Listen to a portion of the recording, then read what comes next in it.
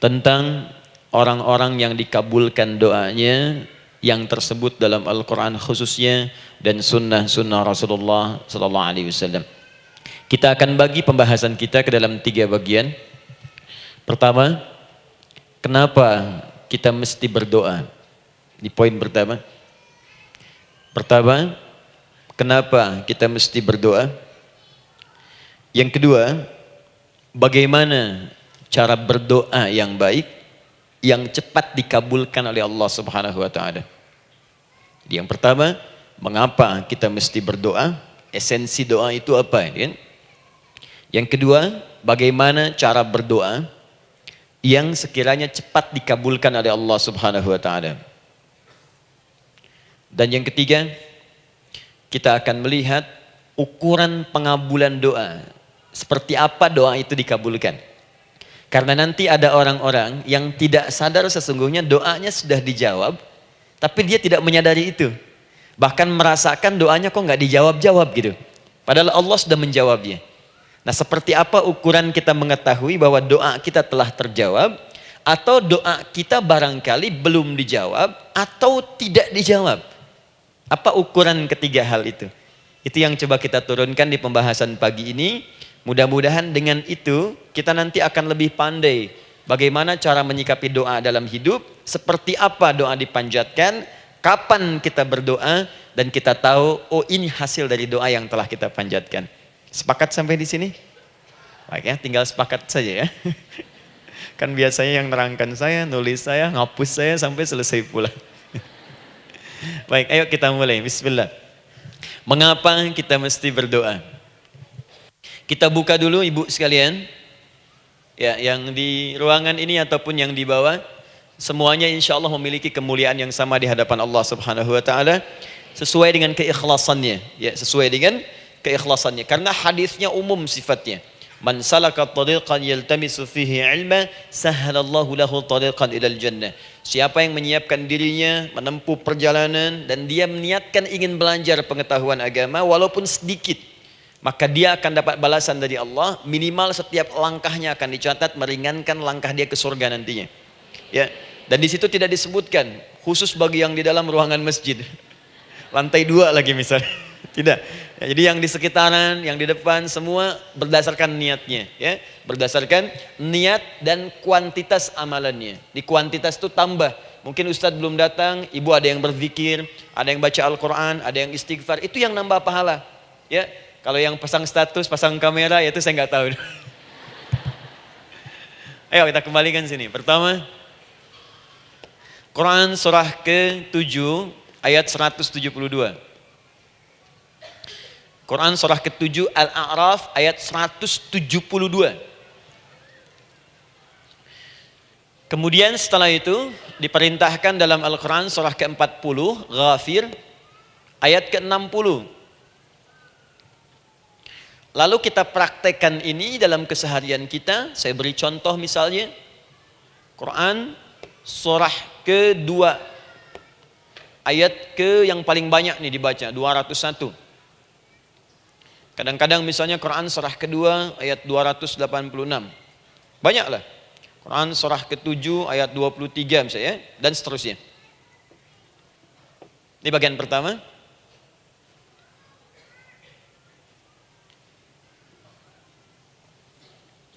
Bagian kedua, nanti kita akan belajar bagaimana cara berdoa yang baik yang dikabulkan.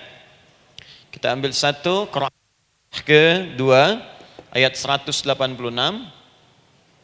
Kemudian yang kedua kita ambil contoh Quran surah ke-17 ayat 110. Kemudian yang ketiga kita ambil contoh yang paling dahsyat di Al-Quran surah ke-3 ayat 38 sampai 39.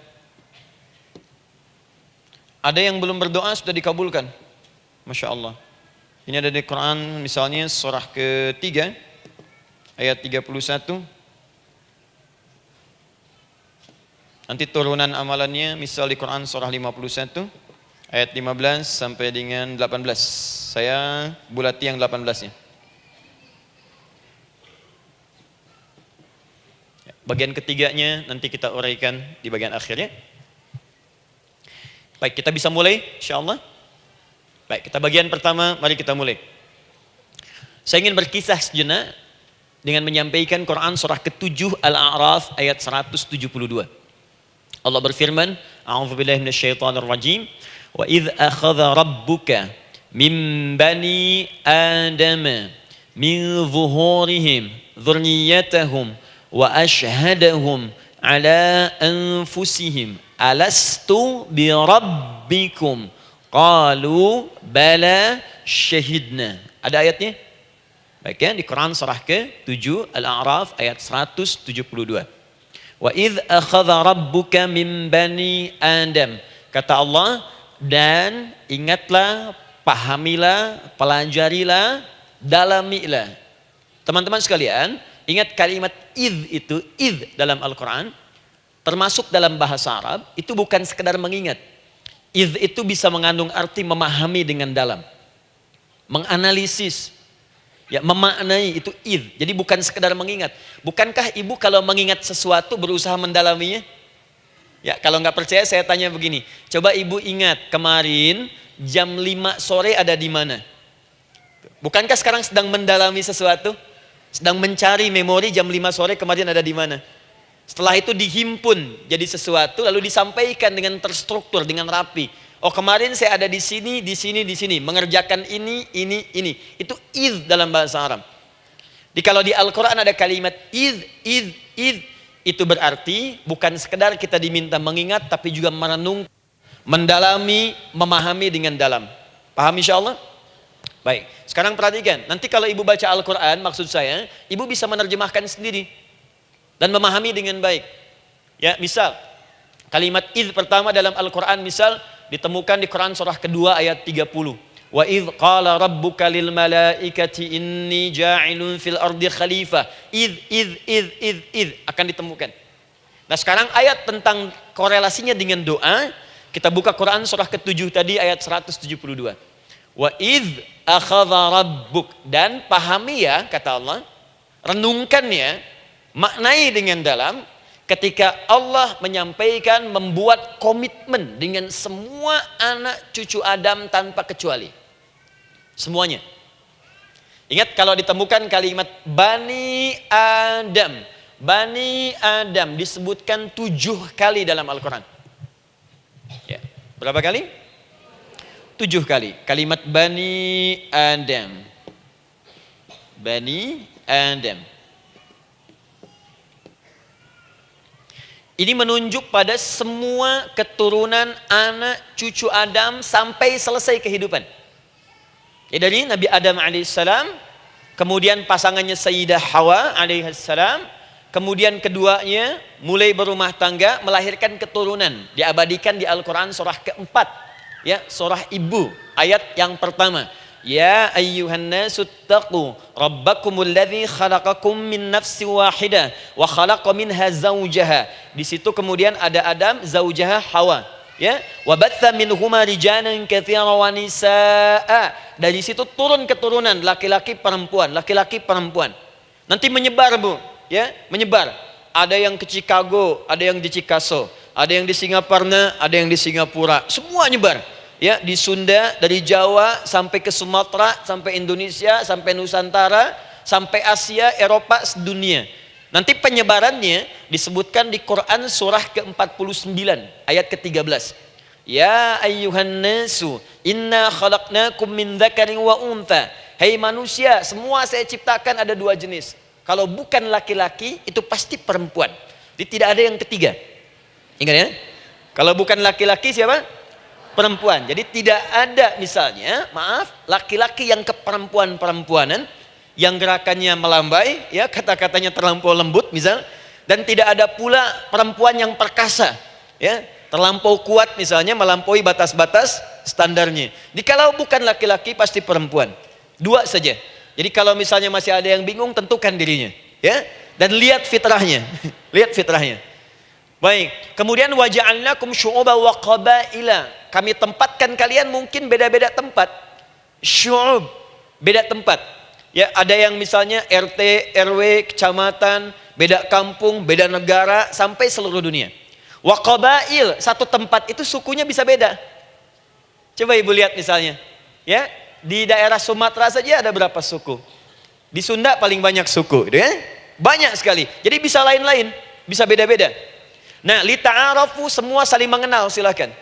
Nah, ketika semua tadi ditempatkan di semua pelosok dunia, baik laki-laki, perempuan, dari anak keturunan Adam, itu semua anak keturunan Adamnya disebut dengan satu nama saja dalam Al-Quran, yaitu Bani Adam. Jadi kalau kita mau cari keturunan kita, sampai ke asal mula kita, dari kita sekarang hidup, itu semua akan tersambung kepada Adam alaihissalam. Puncaknya akan ke sini. Ya. Dan tidak akan nyasar kemana-mana, Bu. Ya. Ada sebagian manusia, nasabnya tidak ingin ke Adam. Inginnya bergeser. Sehingga mengatakan manusia berasal dari monyet, katanya. Ya. Ada yang berkata begitu. Ibu sampaikan saja, kalau bapak dari monyet, silakan saja, jangan ngajak-ngajak saya, gitu ya. Nah, jadi semua manusia itu pasti akan kembali ke sini, ya, ke Adam alaihissalam. Karena itu saya pernah sampaikan termasuk di sini di hadapan ibu semua, masih ingat mukjizat pertama Rasulullah sallallahu alaihi wasallam saat lahir ke muka bumi. Ingat, Nabi itu sebelum dilantik menjadi Rasul dalam usia 40 tahun turun surah Al-Alaq, itu diberikan oleh Allah keistimewaan tanda-tanda kenabian. Apa di antara tandanya? Allah perjelas nasab keturunannya sampai Nabi Adam, padahal lahirnya itu ayahnya sudah wafat. Di lahir beliau, ayahnya wafat, tapi nasabnya diperjelas sampai Nabi Adam. Sehingga jelas, orang tidak bisa menyoal. Ini orang nggak jelas nih, ya. Kan suka ada begitu, Bu, ya. Tiba-tiba datang menerangkan sesuatu, siapa itu? Itu nggak jelas. Bahkan sekarang sering muncul statement, siapa sih Ustadz itu? Itu Ustadz nggak jelas. Ya. Nabi nggak bisa disoal karena semuanya jelas, nasabnya jelas, keturunannya jelas, kemuliaannya jelas, ilmunya jelas. Jadi kalau orang mau menyoal nggak punya peluang. Siapa kamu Muhammad? Saya jelas keturunannya. Muhammad SAW bin Abdullah, bin Abdul Muttalib, bin Hashim, bin Abdul Manaf, bin Qusay, bin Murrah, bin Kilab, bin Ka'ab, bin Ghalib, bin Fihir, bin Malik, bin Nadar, bin Kinana, bin Khuzaimah, bin Mudrika, bin Ilyas, bin Nizar, bin Mudar, bin Ma'ad, bin Adnan, bin Addi, bin Adri, bin Muqawwam, bin Nagur, bin Tarih, bin Ya'rub, bin Yasjub, bin Nabit, bin Ismail alaihissalam, bin Ibrahim alaihissalam, bin Azar atau bin Nagur, bin Abir, bin Kinan, bin Arfakhshad, bin Sam, bin Nuh alaihissalam, bin Mikhlail, Matushala, bin Kinan, bin Anwas, bin Thith, bin Adam alaihissalam. Coba ulangi. Jelas. Jelas. Jadi orang nggak bisa nyoal, itu mukjizat, ya. Keistimewaan pertama sebelum Allah kemudian angkat menjadi nabi dan rasul di usia 40 tahun. Jadi kalau ibu ditanya, kamu jelas enggak? Jelas. Apa binnya? Bin Bani Adam. Itu bocoran dari Al-Quran. Ya, kalau ditanya keturunan siapa kamu? Adam. Tahu dari mana? Allah yang nyampaikan langsung. Apa kata Allah? Bani Adam. Jelas, ya? Baik. Jadi ini kembali kepada Adam alaihissalam. Nah, semua anak cucu Adam yang saya garis bawahi, sejak mulai terlahir itu sudah ada komitmen dari Allah dengan anak cucu Adam ini sebelum terlahir ke dunia. Sejak dalam kandungan. Jadi kalau ibu belajar hadis, misal dulu saya pernah amanahkan kalau ibu mau belajar dasar-dasar, cari kitabnya Imam An-Nawawi yang Al-Arba'in An-Nawawiyah, 42 hadis. Hadis keempat, ya, paling kiri sebelah atas di kitabnya, dari Abdullah bin Mas'ud radhiyallahu taala anhu, ya. Qala Nabi sallallahu alaihi wasallam bahwa shadiqul masduq. Nabi SAW pernah menyampaikan sedangkan beliau orang benar dan dibenarkan. Kapan perjanjian ini dibuat? Dalam usia kandungan 4 bulan. Dalam kandungan. Inna ahadakum yujma'u fi batni ummihi. Setiap kalian yang akan terlahir dari anak cucu Adam. Kecuali Adam, Bu, ya. Ingat, kecuali Adam, kecuali Hawa. Karena ini asal mula manusia keduanya. Tapi keturunan Adam dan Hawa akan mengalami proses yang sama. Dikandung dulu ibundanya, kemudian terlahir. Adam tidak dikandung, ingat, Adam tidak ada bapak, Adam tidak ada ibu. Langsung diciptakan wujudnya oleh Allah Subhanahu wa taala dari bahan dasar yang sama dengan manusia. Ya, karena itu saya pernah ditanya, pernah berdialog, ya. Ustaz, ini spesial Nabi Isa ini. Ya, spesial, Yesus Al-Masih Nabi Isa spesial. Karena itu diangkat sebagai Tuhan. Apa yang spesial? Kata beliau, karena ini bisa menghidupkan yang mati. Yang kedua, ini lahirnya beda dengan orang biasa. Bagaimana lahirnya? tanpa bapak. Ibu saja tanpa bapak. Mana ada manusia yang lain seperti ini? Saya bilang Adam lebih spesial lagi. Lahir tanpa ibu, tanpa bapak. Kenapa nggak jadi Tuhan? Tapi kan Adam nggak bisa menghidupkan yang mati. Dengan izin Allah, maaf, Nabi Ibrahim lebih canggih lagi. Buka Quran surah kedua, ayat 260, paling kiri sebelah atas. Wa idh qala Ibrahim rabbi arini kaifa tuhyil mauta qala awalam tu'min qala bala walakin inna qalbi. Ketika Ibrahim bermohon kepada Rabbnya, ya Allah, tolong tunjukkan kepadaku bagaimana cara menghidupkan yang mati. Kata Allah, kamu masih nggak yakin? Kata Ibrahim, saya yakin-yakinnya, cuma supaya hati saya tenang, buktikan kepada yang lain tentang kuasamu. Kata Allah, gampang. Lalu Allah berikan kemudian satu ketentuan sama persis dengan Nabi Isa, cuman prosesnya lebih canggih. Kalau Nabi Isa tepuk mayatnya, bangun, bicara.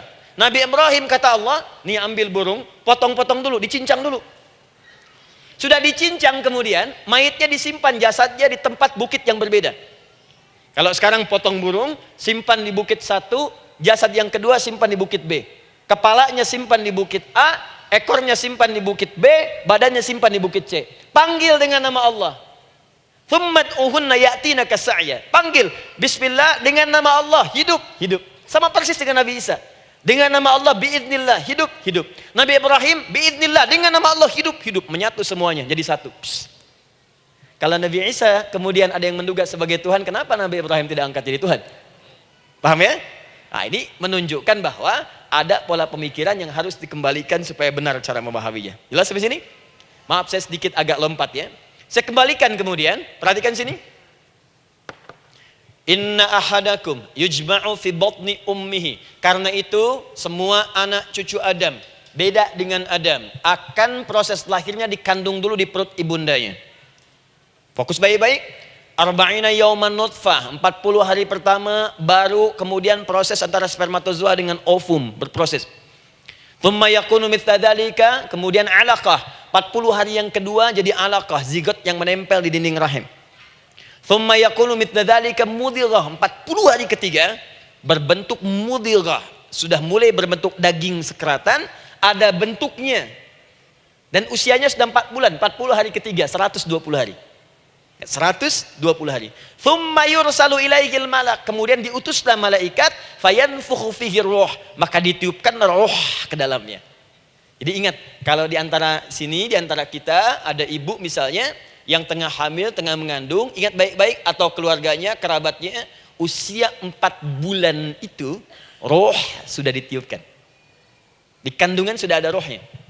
Hati-hati ya. Berapa bulan? 4 bulan. Karena itu nanti ada ayat dalam Al-Quran, Quran surah ke-7 ayat 189. Di posisi ini harus banyak berdoa dan beramal soleh. Ingat ya, berdoa, beramal soleh, minimal minta kepada Allah. Da'awallaha rabbahuma la in ataitana shaliha lanakunanna minasyakirin. Minta banyak kepada Allah, ya Allah jadikan anak saya anak yang soleh, jadikan anak saya anak yang soleh. Dari usia itu 4 bulan sampai ke atas menjelang lahiran. Nanti diiringi oleh amal soleh kedua orang tuanya. Ini sudah penelitian dokter muslim, khususnya di Asia Tenggara. Saya diskusi dengan seorang dokter muslim, ternyata ada korelasi amal soleh yang dikerjakan kedua orang tua, ayah dan bunda, atau calon ayah dan bunda, kepada anak yang sedang dikandung, yang belum dilahirkan. Jadi kalau orang tuanya rajin baca Al-Quran, itu berpengaruh ke anak, Bu. Dan penelitian terkini, itu mempercepat anak itu menjadi seorang penghafal Quran ketika lahir. Ya, pernah satu kali dibacakan Al-Quran, posisi janin itu berubah. Seperti sujud gitu. Itu penelitian sudah di MRI waktu itu dilihat ya, kelihatan.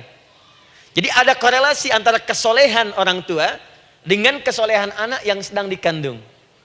Hati-hati ya. Tapi yang penting diketahui adalah dalam usia kandungan 4 bulan itu disebutkanlah isyarat di Quran surah ke-7 ayat 172 terjadi perjanjian komitmen dengan Allah Subhanahu wa taala. Apa perjanjiannya? Wa idh akhadha rabbuka min bani adama min zuhurihim dzurriyyatahum wa asyhadahum ala anfusihim. Lihat perjanjiannya, saya fokus di kalimat ini, alastu bi rabbikum.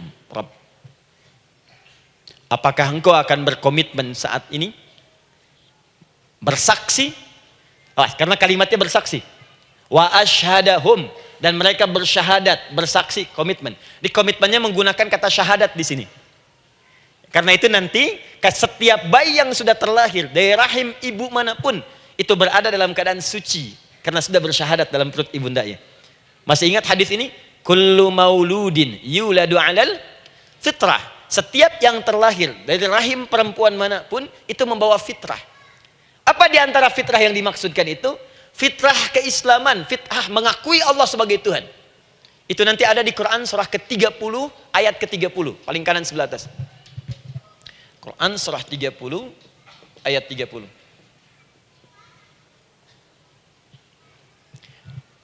Fa'aqim wajhaka lid-dini hanifa. Hai setiap manusia, fa'aqim wajhaka, hadapkan, pasrahkan, arahkan dirimu sepenuhnya. Lid-dini, pada ketentuan ad-din, hanifa, dengan lurus. Di setiap manusia itu punya fitrah untuk beragama. Punya kecenderungan untuk mencari Tuhan. Silakan ibu cek, manusia manapun yang pernah hidup, itu pasti akan mencari Tuhan. Silahkan. Karena itu Allah beri jalan, begini cara mencarinya. Fitratallahi allati fataran nasa 'alaiha, itulah fitrah manusia yang telah Allah berikan pada dirinya bahkan sebelum dia terlahir. Di antara fitrah manusia ada kecenderungan untuk mencari Tuhan. Ada kecenderungan untuk mendekat kepada Allah. Bahasa Qur'annya din, lid-dini hanifa. Apa itu din? Itulah Islam. Quran surah ke-3 ayat 19. Inna dina indallahil Islam. Karena itu silakan cek, semua orang itu pasti akan mencari Tuhan. Setiap manusia.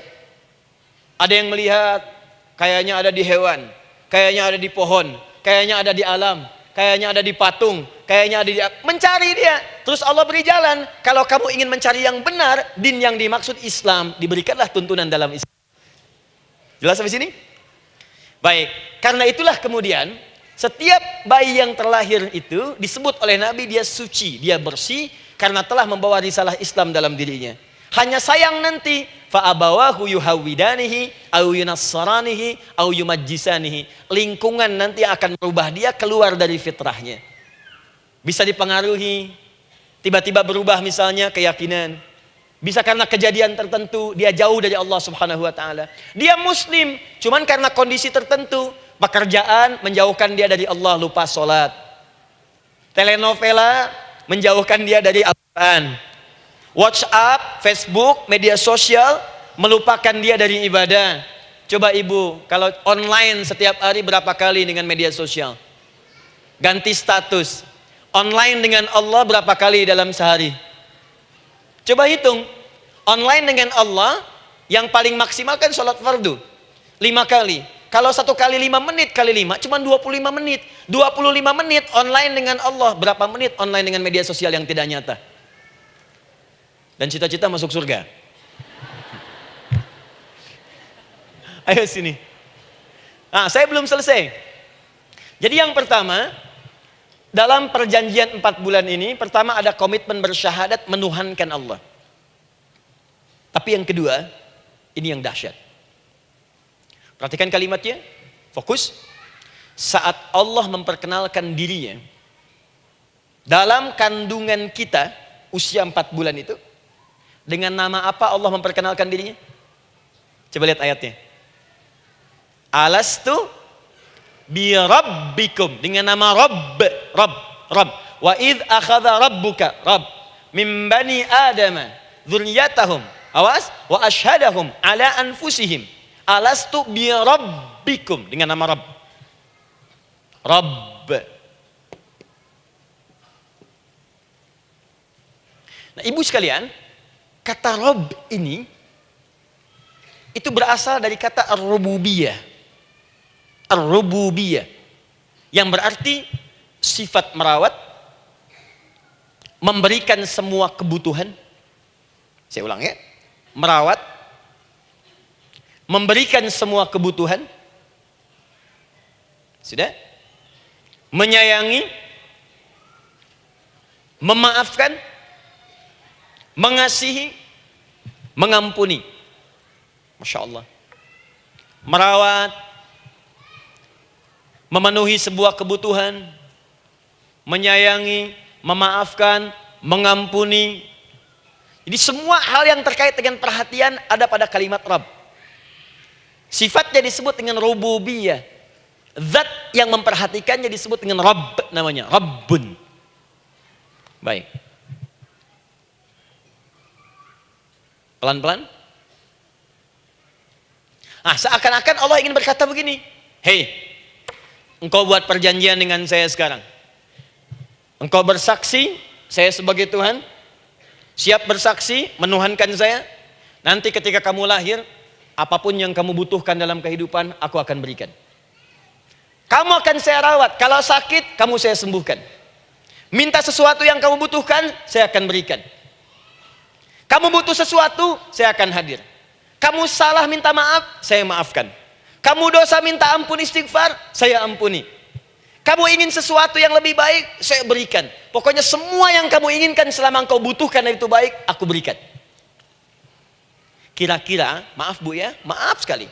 Kalau ada yang nawarkan pada ibu, mau nggak ikut saya? Nanti sebuah kebutuhannya saya berikan. Kalau sakit saya berikan jaminan kesembuhannya. Kalau butuh sesuatu saya berikan. Kalau ingin ini itu selama butuh saya sampaikan. Kira-kira ibu nolak atau ikut? Baik. Ikutnya mikir dulu atau tidak? Tidak. Jangankan yang tinggi-tinggi Bu ya. Suami aja nawarkan. Mah mau nggak ikut papa? Papa nanti kasih handphone S10. Sama gelang nggak Pak? Ikut ya. Dan tanpa pikir. Dalam bahasa Arab, sesuatu yang disetujui tanpa difikirkan lagi, itu disebut bala namanya. Bala, sekali saja. Sekali, ya, tidak dua kali.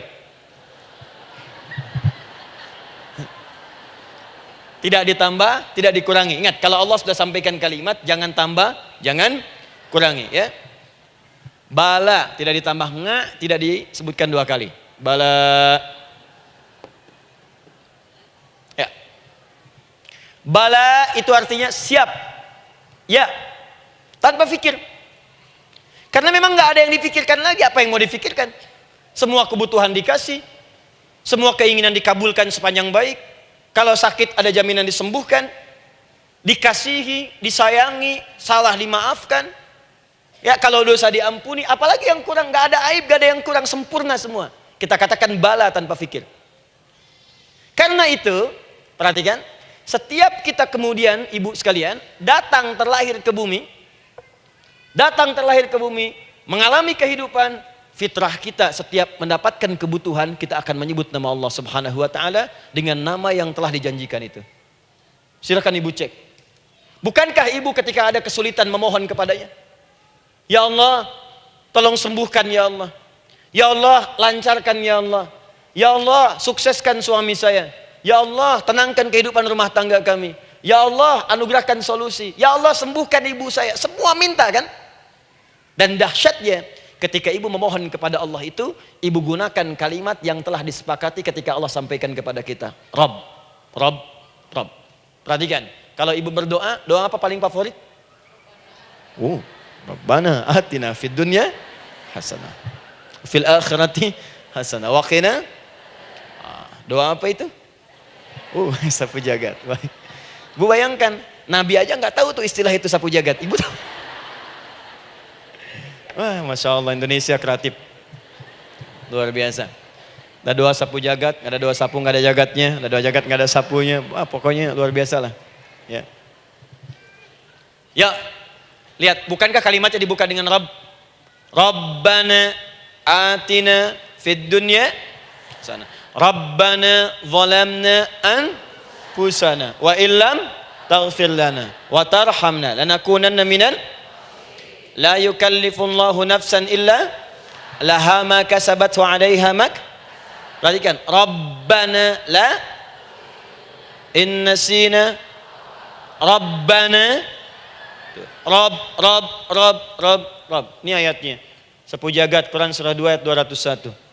La yukallifullah Quran surah 2 ayat 286. Rabbana zalamna Quran surah 7 ayat 23.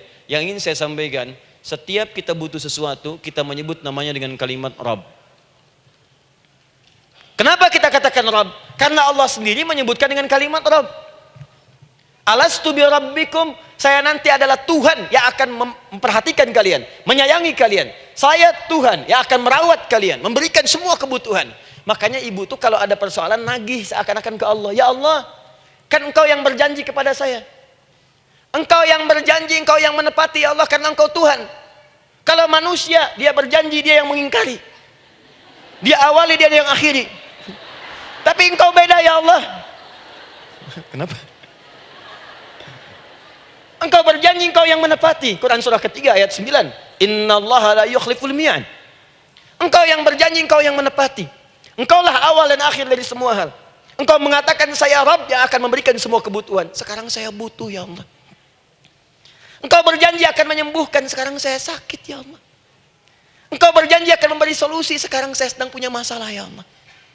Engkau berjanji akan memberikan kesuksesan, sekarang saya sedang menapaki itu ya Allah. Makanya ibu sebutkan kalimat Rabb, Rabb, Rabb, Rabb. Jadi sesungguhnya doa itu adalah fitrah dari setiap manusia, karena mulai dibangun komitmen sebelum dia dilahirkan ke muka bumi. Jadi kalau kita bicara tentang doa, doa itu fitrah kehidupan bagi setiap manusia. Hidup. Sekaligus penanda komitmen yang membedakan antara Khalik dengan makhluk, hamba dengan Allah, manusia dengan Tuhan. Kan Allah katakan saya Rabb ya, saya yang ngasih, saya yang Tuhan. Berarti kita yang makhluk kan, kita yang butuh kan. Allah yang memberi, kita yang butuh.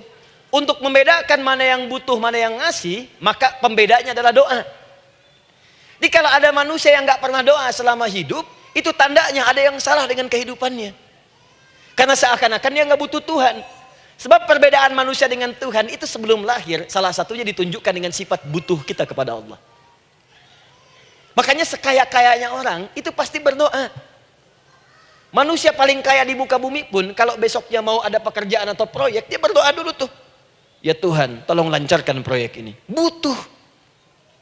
Pejabat setinggi-tingginya, kalau sudah mau mulai kemudian ada pemilihan, kalau mulai ada kebijakan, kalau mulai ada apapun berdoa juga. Itu tandanya butuh. Butuh. Di setiap manusia itu pasti butuh dengan Allah. Karena itu kalau ada manusia yang nggak pernah berdoa selama hidupnya, itu langsung mendapatkan kecaman dari Allah dan dijamin akan masuk neraka yang paling dalam. Karena seakan-akan dia sedang nggak butuh dengan Allah. Saya ulang ya, saya ulang. Doa itu fitrah hidup manusia yang sekaligus menunjukkan statusnya sebagai hamba. Jadi kalau ibu update status di media sosial, mulai sekarang tuliskan hamba. Hamba. Sudah. Mau sifatnya apapun tetap hamba. Ya, mau pejabat, mau orang kaya, mau cukup, mau macam-macam, mau ustadz, mau syekh, mau habib, tetap ujungnya hamba. Dan butuh penghambaan itu diwujudkan dalam bentuk doa. Muncullah Quran surah ke-40 ayat ke-60. Wa qala rabbukum, Rabb, selalu Rabb. Wa qala rabbukum ud'uni astajib lakum. Innal ladzina yastakbiruna an ibadati, awas, sayadkhuluna jahannama dakhirin. Allahu akbar. Dan Rabbmu berfirman, mengingatkan kembali kepada kalian semua, hei hamba-hambanya. Kalau ada kebutuhan, kalau ada masalah, kalau ada permintaan, kata Allah, ayo doa sama saya. Minta. Kan kita sudah bikin perjanjian. Makanya Allah katakan kalau punya masalah, Bu, berdoa, bukan mengeluh. Kalau punya persoalan, Bu, berdoa, bukan bikin status. Rasanya aku tidak sanggup. Ditulis di Facebook. Apain? Terus kalimat Allahnya pun jelas. Minta kepadaku, bukan mengeluhkannya. Kamu tidak seperti yang aku kira. Nungguin komen. Sambil masak, celing ada satu. Ece kunaon. Makin meluas masalah. Untuk abi mas sabar. Sudah. Paham ya? Jadi ini kaidah hidup yang pertama, sebetulnya sederhana, cuman jarang digunakan gitu. Sederhana, cuman jarang dipakai.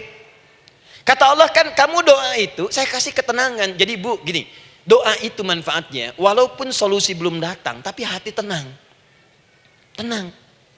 Jadi kalau mau curhat-curhat sama Allah, sampaikan, minta, mohon, berikan. Minimal tenang. Saya kasih rahasia ya. Ini di antara kita saja nih. Lihat sini. Saya hapus dulu deh. Bismillah. Masya Allah. Mau ngapus sendiri, nulis sendiri, penghapus, lari sendiri.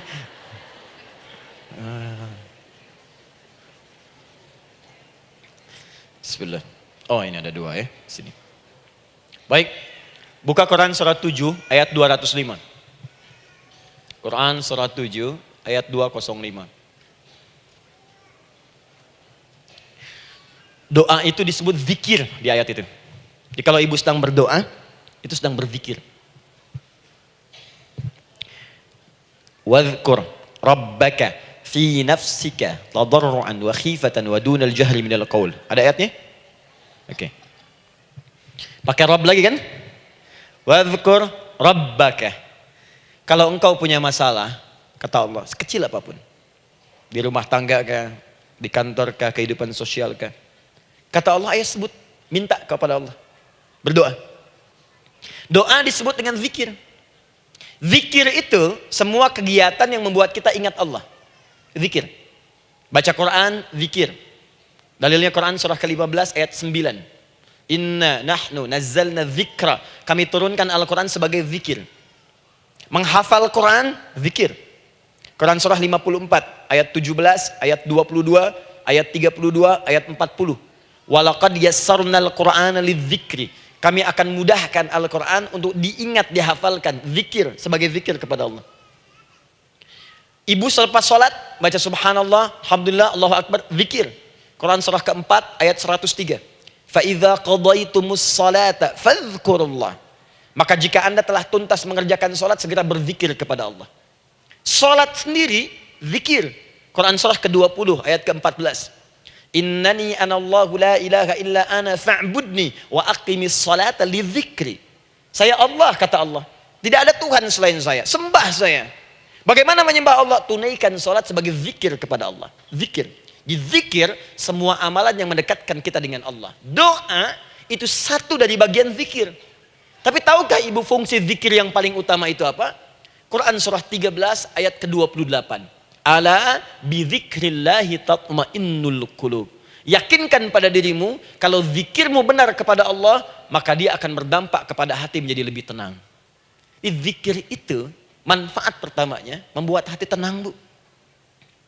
Tadi saya contohkan. Baca Al-Quran zikir kan? Jadi kalau ibu sedang tidak tenang, sedang gelisah, ada masalah, daripada mengeluh sana sini, wudu, Bu, wudu.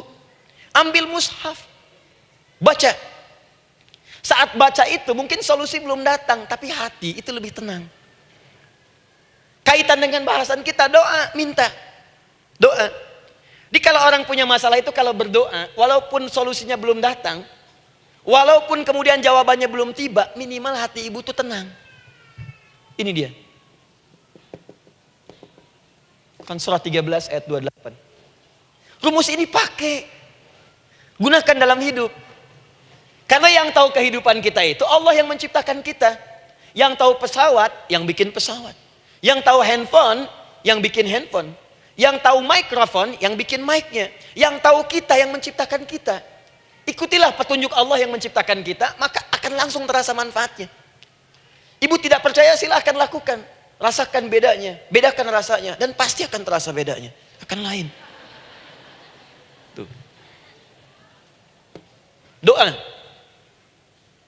Tapi ingat yang paling penting kata Allah, doa itu bukan sekedar penting permohonannya, tapi menunjukkan status kita sebagai hamba di hadapan Allah Subhanahu wa taala. Jadi kalau ada orang selama hidup tidak pernah berdoa, artinya dia mengingkari status dia sebagai hamba di hadapan Allah Subhanahu wa taala. Mau menyejajarkan diri dengan Tuhan. Kan yang tidak pernah meminta itu Tuhan. Allah yang memberikan. Kalau manusia beda, pasti minta. Artinya kalau ada manusia nggak pernah minta, seakan-akan bahasa halusnya, kamu ini ngaku jadi Tuhan.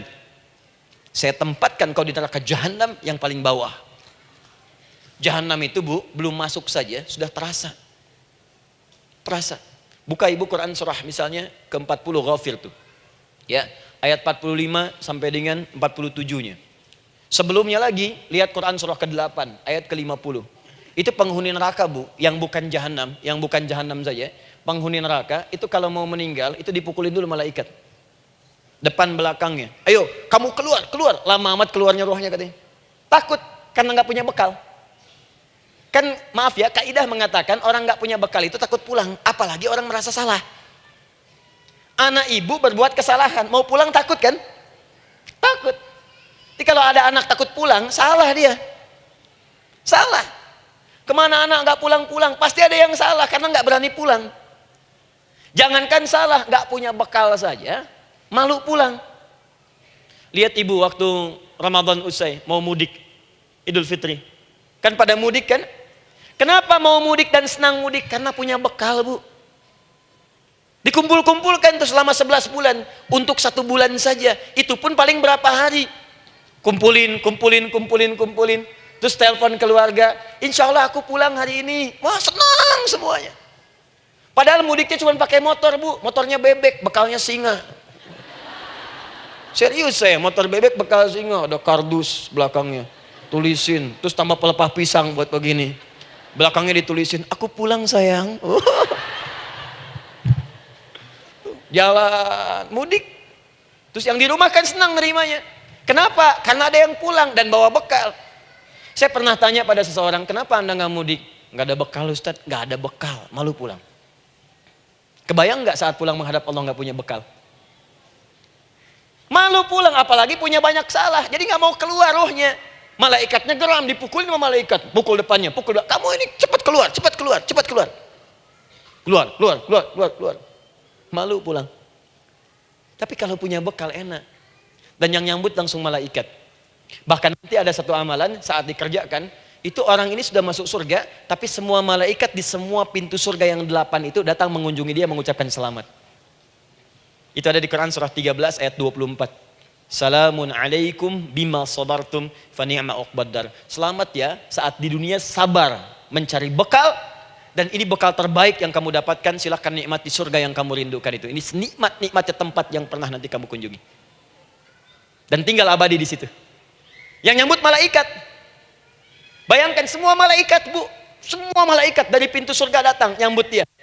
Wah Masya Allah, ada malaikat Jibril, Israfil, malaikat maut. Maaf ya dicabut kemarin. Biasa. Selamat. Dunia aja kalau ada yang nyambut senang kan. Rumah dicet datang, sambut depan rumah. Semua hidangan ada. Masya Allah. Bahkan yang tidak ada jadi ada. Luarnya kongguan, dalamnya rangginang gitu kan. Wah, muncul semua. Paham ya? Jadi ini bagian pertama. Jadi kita katakan kenapa manusia mesti berdoa? Jawabannya karena manusia itu hamba. Dan doa itu adalah fitrah, bagian dari kehidupan. Kenapa manusia mesti berdoa? Karena ada komitmen dari Allah. Setiap dia mendapatkan sebuah persoalan, maka Allah akan jawab dan berikan jawaban dari semua persoalannya. Jalan mendapatkan jawaban itu adalah doa. Kenapa manusia mesti berdoa? Karena dia butuh dengan Allah. Dan puncaknya, kenapa dia mesti berdoa? Karena Allah ingin membahagiakan kehidupan dunianya sebelum sampai keabadiannya di akhirat. Jadi ketika kita berdoa, sebetulnya kebaikan untuk kita karena Allah ingin kita bahagia. Ingin mudah hidupnya. Jadi kalau ada orang gak berdoa, sesungguhnya dia sedang menyulitkan diri sendiri dalam kehidupan dunianya sampai ke akhiratnya. Jelas sampai di sini? Masya Allah, alhamdulillah. Baik, kalau sudah paham, saya hapus ini, kita masuk bagian yang kedua. Hapus lagi. Sab Muslimah edisi ke-15. 15 kali datang sendiri, nangin sendiri, nulis sendiri, ngapus sendiri. Masya Allah. Tinggal lihat, catat, masuk surga. Masya Allah. Alhamdulillah. Baik. Baik. Sudah? Alhamdulillah. Saya ingin setiap pembahasan kita dipahami ya. Saya tidak menyukai kalau datang melihat tapi nggak paham gitu. Ya, dengar tapi nggak paham. Saya tidak ingin satupun keluar dari sini kecuali paham. Ya. Ibu paham? Paham Ustaz. Pada pamit ya, silahkan. Apa yang ibu pahami? Doa. Ya. Dah. Nah, sekarang masuk bagian kedua. Bismillah. Kalau sudah mengerti yang tadi, persoalannya adalah bagaimana cara kita memohon kepada Allah. Itu dia. Bagaimana cara kita meminta? Kata Allah, kamu kalau punya masalah, minta. Ya Allah, caranya bagaimana? Karena sesuatu yang dikerjakan tanpa ilmu, dan tidak tahu caranya, itu bisa keliru. Hidup itu menyembah Allah, tidak cukup dengan iman bu. Mesti pakai ilmu. Iman saja sekalipun kuat tanpa ilmu, itu bisa salah. Kuat ingin mendekat kepada Allah. Ya Allah, aku ingin ibadah, kuat. Saya punya kawan dulu di pesantren. Tahun kedua, dia sudah berubah. Ya, tadinya orang tuanya melihat anaknya Masya Allah, tiba-tiba ada perubahan, senang ibadah bu. Malam-malam dia bangun, ini kisah nyata, saya alami sendiri. Masya Allah, saya senang sekali. Kita saling doakan, dia bangun malam tahajud. Bangun jam 2, Anda bayangkan. Yang sebelumnya menjelang subuh atau apa, ini malam Jumat lagi, malam libur. Malam libur biasanya santri itu, kebanyakan ada yang keluar, ada yang main, ada yang macam-macam. Ini dia malam tahajud, jam 2 bangun. Saya bahagia sekali. Udah bangun, sholat, selesai. Cuman pas waktu mau subuh, kok saya lihat tidur. Saya bangunkan kan. Fulan, bangun. Oh iya, katanya. Iya, oh mungkin nanti mau nyusul. Saya pikir istirahat dulu. Saya ke masjid lah. Udah ke masjid, dah selesai. Kita diskusi di masjid, selesai. Semua pulang saya jam 7. Saya lihat masih tidur juga. Barangkali dia sudah tadi sholat mungkin di kamar, nggak sempat ke masjid karena capek. Tapi saya lihat kok posisinya nggak berubah. Di situ juga. Akhirnya setengah jam saya tunggu, saya bangunkan. Bangun. Kenapa Adi katanya? Saya kira antum belum sholat subuh ya? Adi gimana sih? Kan udah saya jama dengan tahajud tadi. Udah saya jama dengan tahajud. Jadi memang kekuatan imannya lagi tinggi, cuman ilmunya kosong. Ini yang bahaya. Besok-besok kalau orang kayak gini sholat subuh bisa 4 rakaat. Ya. Karena itu berdoa penting, cuma kita mesti tahu caranya. Yuk kita mulai bagian pertama. Quran surah kedua ayat 186. Paling kiri sebelah bawah. Sudah? Wa idza sa'alaka 'ibadi 'anni fa inni qarib. Fokus. Kata Allah, kalau hamba-hambaku Muhammad SAW bertanya kepadamu, minta petunjuk untuk mencari-cari aku. Tuh bu, coba lihat. Ayat doa dibuka lagi dengan kalimat hamba. Untuk menegaskan status kita. Jadi kalau ditanya, kita siapa di hadapan Allah? Hamba. Makanya nggak usah sombong. Jangan sombong, karena kita cuma hamba. Karena itu ketika Korun sombong, Korun tuh manusia terkaya yang pernah hidup di bumi. Hartanya bu, ini saya kasih bocoran sedikit, kunci berangkasnya saja, kemana-mana itu suka dibawa, dipikul paling sedikitnya 8 bodyguard, cuman bawa kunci berangkas saja begini. Di Korun pengen ngasih tahu, kalau ada yang pengen nyuri di tempat saya silahkan aja, ini aja bodyguard saya ngangkat kuncinya susah. Korun. Jadi kalau Anda tidak sekaya Korun, jangan ikutan sombong, telat. Telat, gak ada kerjaan, sudah ada yang lebih kaya. Ya. Dan apa yang terjadi? Fakhosabna kata Allah, kami telan. Likuifasi. Telan oleh bumi semua. Dengan kekayaannya semua habis. Jadi ketika ada seseorang yang lupa dengan statusnya sebagai hamba, maka Allah akan memberikan pelajaran kepadanya untuk taubat. Kalau nggak mau taubat juga, telan habis. Untuk menunjukkan kamu tuh bukan Tuhan, saya Tuhannya. Maka jangan ikutan sombong.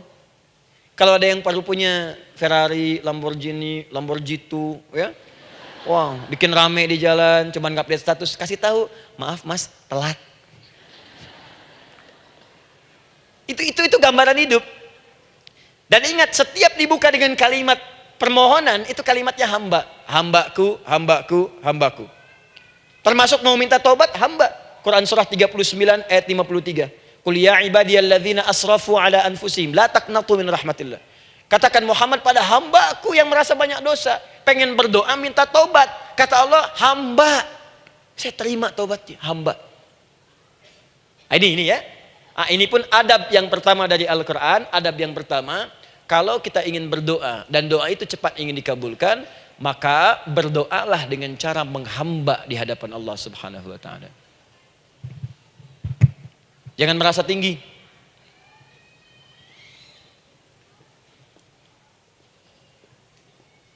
Saya turunkan caranya.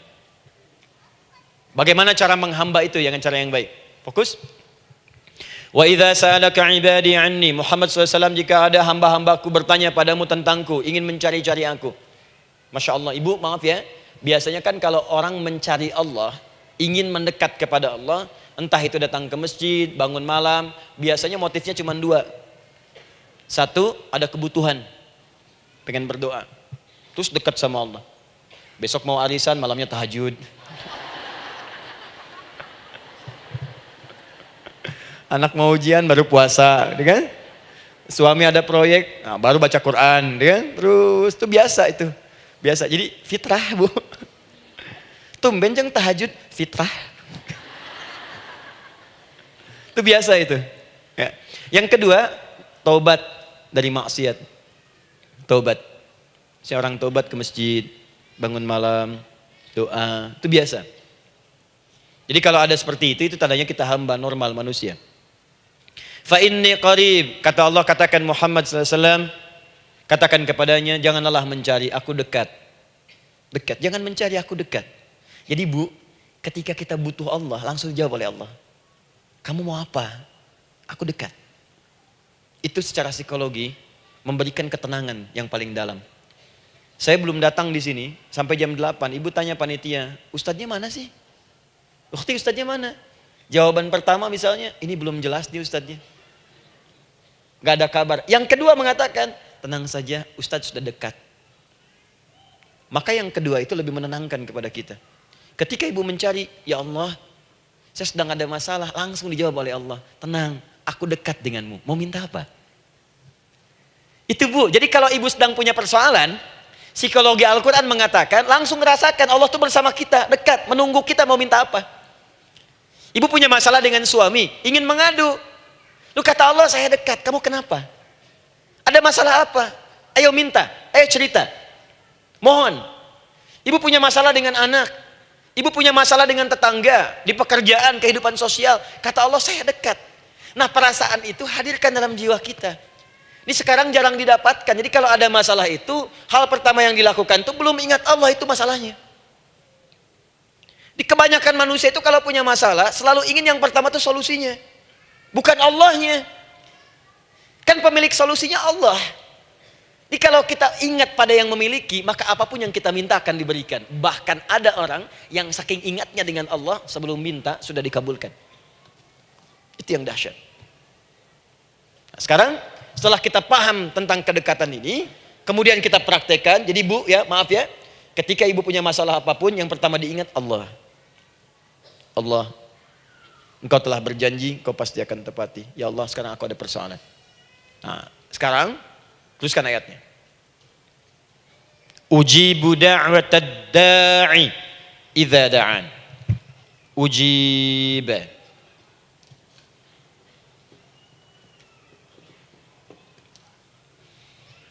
Ujibu da'watad da'i idza da'an. Aku pasti akan menjawab, mengabulkan setiap doa hambaku jika dia bermohon kepadaku. Saya ingin ajarkan sedikit di gramatikal bahasa Arab. Ujib itu disebut dengan fi'il mudhari namanya. Saya kasih rumus cepat bu ya. Insya Allah kalau ibu fokus dengan rumus ini, ibu nanti bisa memahami Al-Quran dengan baik. Saya kasih satu kalimat, hafalkan baik-baik. Ini gampang kok. Anita. Ya, Anita. Sudah? Anita. Baik. Hamzah, nun, ya, ta. Satukan Anita. Kalau di dalam kalimat ibu baca Al-Quran, di depannya ada huruf hamzah ini, atau nun, atau ya, atau ta. Maka itu rumus mudhari namanya. Gak usah dihafalkan mudharinya. Ya, gak usah dihafalkan sampai bikin misalnya satu ungkapan, Anita istrinya Pak Mudhari. Gak usah, gak ada kerjaan. Ya, gak usah dihafal. Saya hanya ingin tunjukkan pemahaman. Kalau ada bentuk seperti ini punya 3 makna. Kalau dalam bahasa Inggris itu disebut present, ya, continuous, dan future. Present, continuous, and future. Sekarang, terus, sampai kapanpun. Sekarang, terus berlangsung, continuous, and future. Sampai kapanpun di masa depan. Ini bentuknya disingkat dengan rumus ini, Anita. Di dalam konteks pengabulan doa, kata Allah, ketika saya akan kabulkan. Kalau kamu punya masalah, kamu berdoa, saya akan kabulkan. Nah, kalimat Allah saya akan kabulkan ini, bentuknya menggunakan mudhari. Ada hamzah di depannya, ujib. Artinya apa? Kalau ibu sekarang berdoa, saya akan kabulkan, kata Allah. Terus kamu berdoa, saya akan jawab. Nanti pun punya masalah di masa depan, kamu berdoa, saya jawab juga. Jadi artinya, tidak ada doa yang sia-sia. Semua doa, ingat, sepanjang kita butuhkan, pasti Allah berikan. Doa itu, sepanjang kita butuhkan, pasti akan dijawab.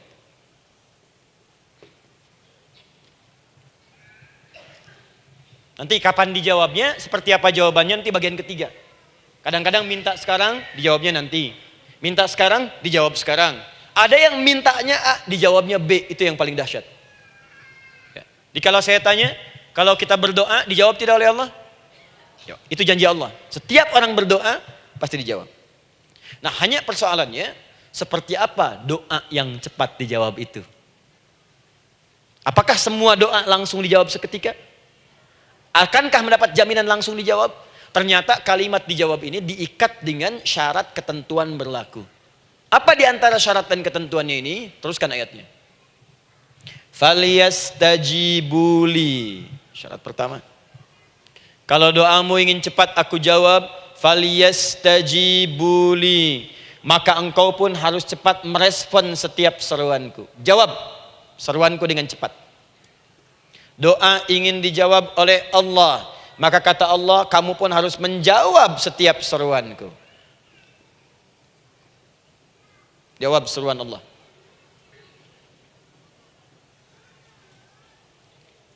Ayo respon, adil.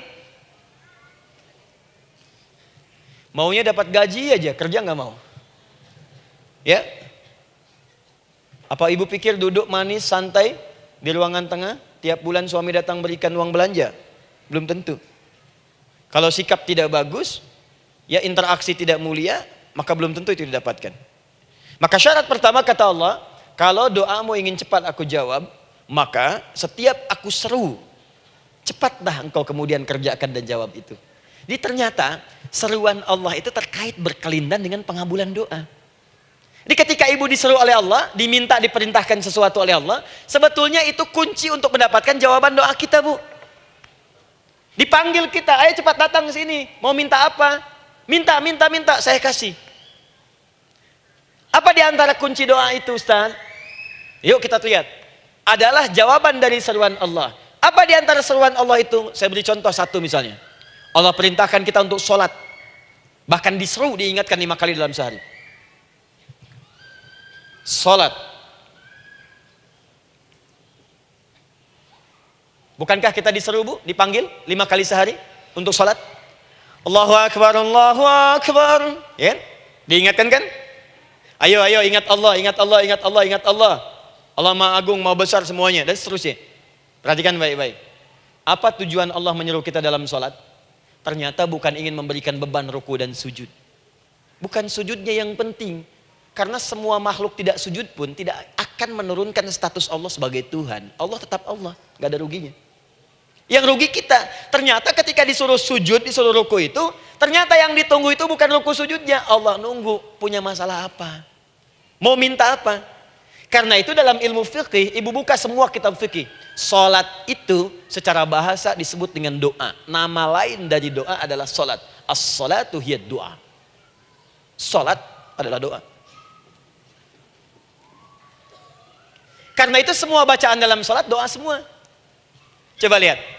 Baru takbir, Allahu Akbar, doa iftitah. Al-Fatihah, doa bu, jangan dikira Al-Fatihah nggak ada doanya.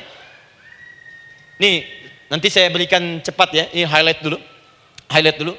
Dalam sholat itu, ada 4 keadaan. Ingat ini baik-baik. Nanti ibu manfaatkan minimal zuhur, lakukan. Ada berapa keadaan? 4. Ada 4 posisi, 4 keadaan dalam sholat. Yang kalau ibu berdoa benar, meminta di situ dengan benar, itu seketika akan dikabulkan. Seketika. 1 saat berdiri. Berdiri. 2 saat ruku'. Ruku'. 3 saat sujud. 3 saat sujud. 4 sesaat sebelum salam. Berdiri, ruku', sujud, sesaat sebelum salam. Baik, sebelum saya bahas lebih jauh, saya ingin sampaikan dulu. Jadi ternyata ketika kita diminta oleh Allah menunaikan sholat, itulah cara kita memohon bu. Itulah waktu kita meminta. Dan dahsyatnya dalam sehari itu 5 kali ditungguin bu.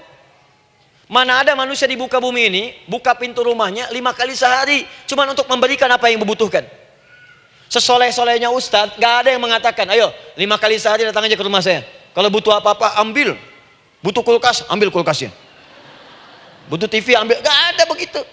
Allah itu maha baiknya, 5 kali sehari dipanggil. Dari subuh sampai zuhur. Kita bangun tidur aja, punya masalah nggak? Ayo minta, disuruh sholat 2 rakaat. Dan sholatnya nggak usah banyak-banyak, 2 rakaat aja dulu supaya nggak ada beban. Itu pun kadang-kadang masih lupa berapa rakaat kita sholat. Ya. Ayo sujud, disuruh minta, punya masalah nggak? Terus dari subuh sampai ke siang dipanggil lagi, punya masalah lagi nggak? Disuruh zuhur 4 rakaat. Karena waktunya cukup panjang, suruh 4. Ayo minta. Ada masalah apa? Minta sujud kita. Minta mohon. Dari zuhur ke asar ditanya lagi, ada masalah nggak? Panggil lagi. Ke maghrib sampai ke isya sebelum tidur, supaya tidurmu enak, masalah nggak ada, tenang, nikmat, nyaman istirahatnya. Ada masalah nggak? Disuruh sholat lagi. Jadi kalau orang paham sholat itu kunci kebahagiaan, dia akan senang menunaikan sholat. Makanya ketika ibu bertanya, kenapa saya sholat? Dijawab oleh muadzin, hayya 'alas shalah, ayo sholat. Kenapa sih sholat? Hayya 'alal falah. Yuk bahagia. Ayo tenang. Yuk dapatkan apa yang kamu inginkan. Falah. Jadi kalau orang paham sholat itu menyelesaikan persoalan, tentu orang akan berbondong-bondong semangat untuk menunaikan sholat. Cuman sayang segelintir orang itu menilai sholat sebagai beban. Jadi sebagai kewajiban beban saja, makanya sholatnya nggak nikmat. Karak tadi duhur, ayeuna asar deui. Tuh. Ya bagaimana doanya bisa dijawab? Anda datang pada orang, tapi datangnya dengan marah-marah. Datangnya dengan mencelanya. Ya bagaimana dia bisa memberikan kebutuhan Anda? Anda datang pada Allah dengan niat yang tidak ikhlas. Setelah itu kemudian menggunjingkannya, bagaimana bisa dijawab? Tuntutan tinggi. Tapi datang tidak membawa prestasi, ya bagaimana bisa diberi? Catat tuh, bikin status. Paham ya? Nah ini bagian pertama. Jadi cara pertama, respon kata Allah, seruan Allah. Rumus pertama sholat. Nah sekarang saya ajarkan lagi. Ini belum selesai nih bu. Ini panjang bahasannya nih. Sampai jam berapa kita? 10 ya? Oh, banyak. Oh, mau sampai jam 5 silahkan. Saya jam 10 selesai. Ya. Lihat sini. Oke, saya punya sekitar 1 jam kurang ke depan. Saya ingin terangkan sedetil-detilnya gitu ya. Dan saya hanya menyampaikan isi Al-Quran. Quran, hadis, Quran, hadis. Sekarang gini, Ustadz saya sekarang paham, sholat berarti kunci untuk menyelesaikan masalah. Di sholat saya akan memohon. Sekarang Ustadz, bagaimana cara saya merespon sholat? Kan kata Allah, saya menyeru, respon gitu kan? Kita dipanggil sholat nih, Allahu Akbar, dipanggil. Bagaimana cara meresponnya? Sebelum minta. Awas, ibu ingin datang mengajukan proposal. Datang kepada wali kota, datang kepada gubernur, datang kepada presiden, datang kepada menteri sebelumnya. Bukankah ibu mempersiapkan diri? Penampilan ditata, proposal dibagus-bagusin gitu kan?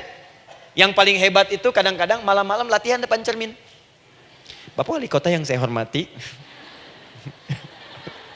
Lihat semuanya tuh. Dan yang paling luar biasa, maaf ya, janjian jam 7 dengan Pak Wali Kota, datang jam 6 ke Balai Kota. Sekarang ibu punya janji dengan Allah. Janji itu sudah diketahui sebelum pertemuannya. Kalau tidak percaya, 5 waktu ini ibu sudah hafal, Bu. Ya, bahkan disuruh ngapalin oleh Allah. Buka Quran surah ke-4. Surah ibu, surah mama, An-Nisa. Ayat 103, Quran surah 4 ayat 103. فَإِذَا قَضَيْتُمُ الصَّلَاةَ فَاذْكُرُوا اللَّهَ قِيَامًا وَقُعُودًا وَعَلَى جُنُوبِكُمْ فَإِذَا اطْمَأْنَنْتُمْ فَأَقِيمُوا الصَّلَاةَ. Lihat ujung ayatnya. Innas salata kanat 'alal mu'minina kitaban mawquta. Sungguh semua waktu salat itu telah ditetapkan waktunya bagi orang beriman. Itu terjemahan biasa. Kalau terjemahkan pakai ilmu balaghah, sungguh orang beriman itu hafal waktu-waktu salat. Tahu waktunya. Apalagi kalau di waktu itu ibu punya kepentingan, pasti hafal. Kalau ibu benar memprioritaskan sholat dan menilai sholat sebagai solusi hidup, menilai sholat sebagai kebutuhan, ibu pasti akan hafalkan itu, Bu. Nih ya, ibu dapat bagian arisan nih, bulan ini misalnya. Dan memang bagian jatah ibu, demi Allah saya katakan, sebulan sebelumnya ibu sudah hafal tanggalnya kapan. Bahkan di kalender tuh diwarnain.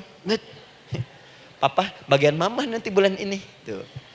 Dicatat semua, di tempat siapa, jam berapa, datang dengan penuh keceriaan dan kebanggaan. Luar biasa. Hanya untuk urusan dunia yang itu habis gitu. Jika dia tidak meninggalkan ibu, ibu yang meninggalkan dia duluan. Sekarang 5 kali sehari semua diberikan, bahkan lebih daripada dunia dan seisinya. Harusnya sih wajarnya dihafalkan waktunya dan ibu hafal. Ayo, subuh jam berapa sekarang? Lihat sini, bukan ke atas. Ditutup tuh. Tuh, sana tuh. Subuh jam berapa? Ayo ngelihat ke sana, 4:43. Zuhur jam berapa? Tuh, asar, maghrib, isya. Itu kan kunci ibadah. Dan kunci ijabah, kunci ibadah, kunci ijabah. Di situ ada pengabulannya. Ini gimana mau minta, waktu permintaannya aja nggak hafal. Gimana mau bermohon, datangnya aja telat. Karena itu, bagaimana cara merespon seruan Allah? Diaturlah di Quran surah kedua ayat 152. Paling kanan sebelah bawah. Quran surah kedua ayat 152. Ibu masih ingat? Bukankah sholat disebut sebagai zikir? Masih ingat? Ya, di surah ke-20 ayat 14.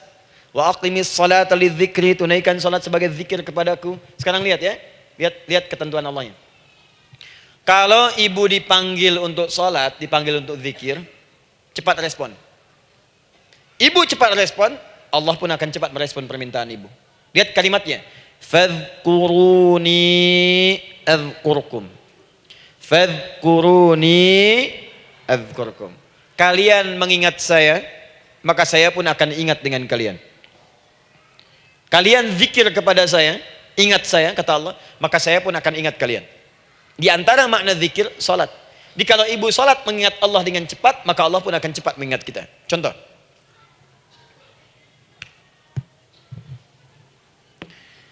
Saya ambil waktu subuh misalnya. Di Bandung 4:33. 4:43. Oh, lihat kesan lagi terjadi perbedaan pendapat. Ya.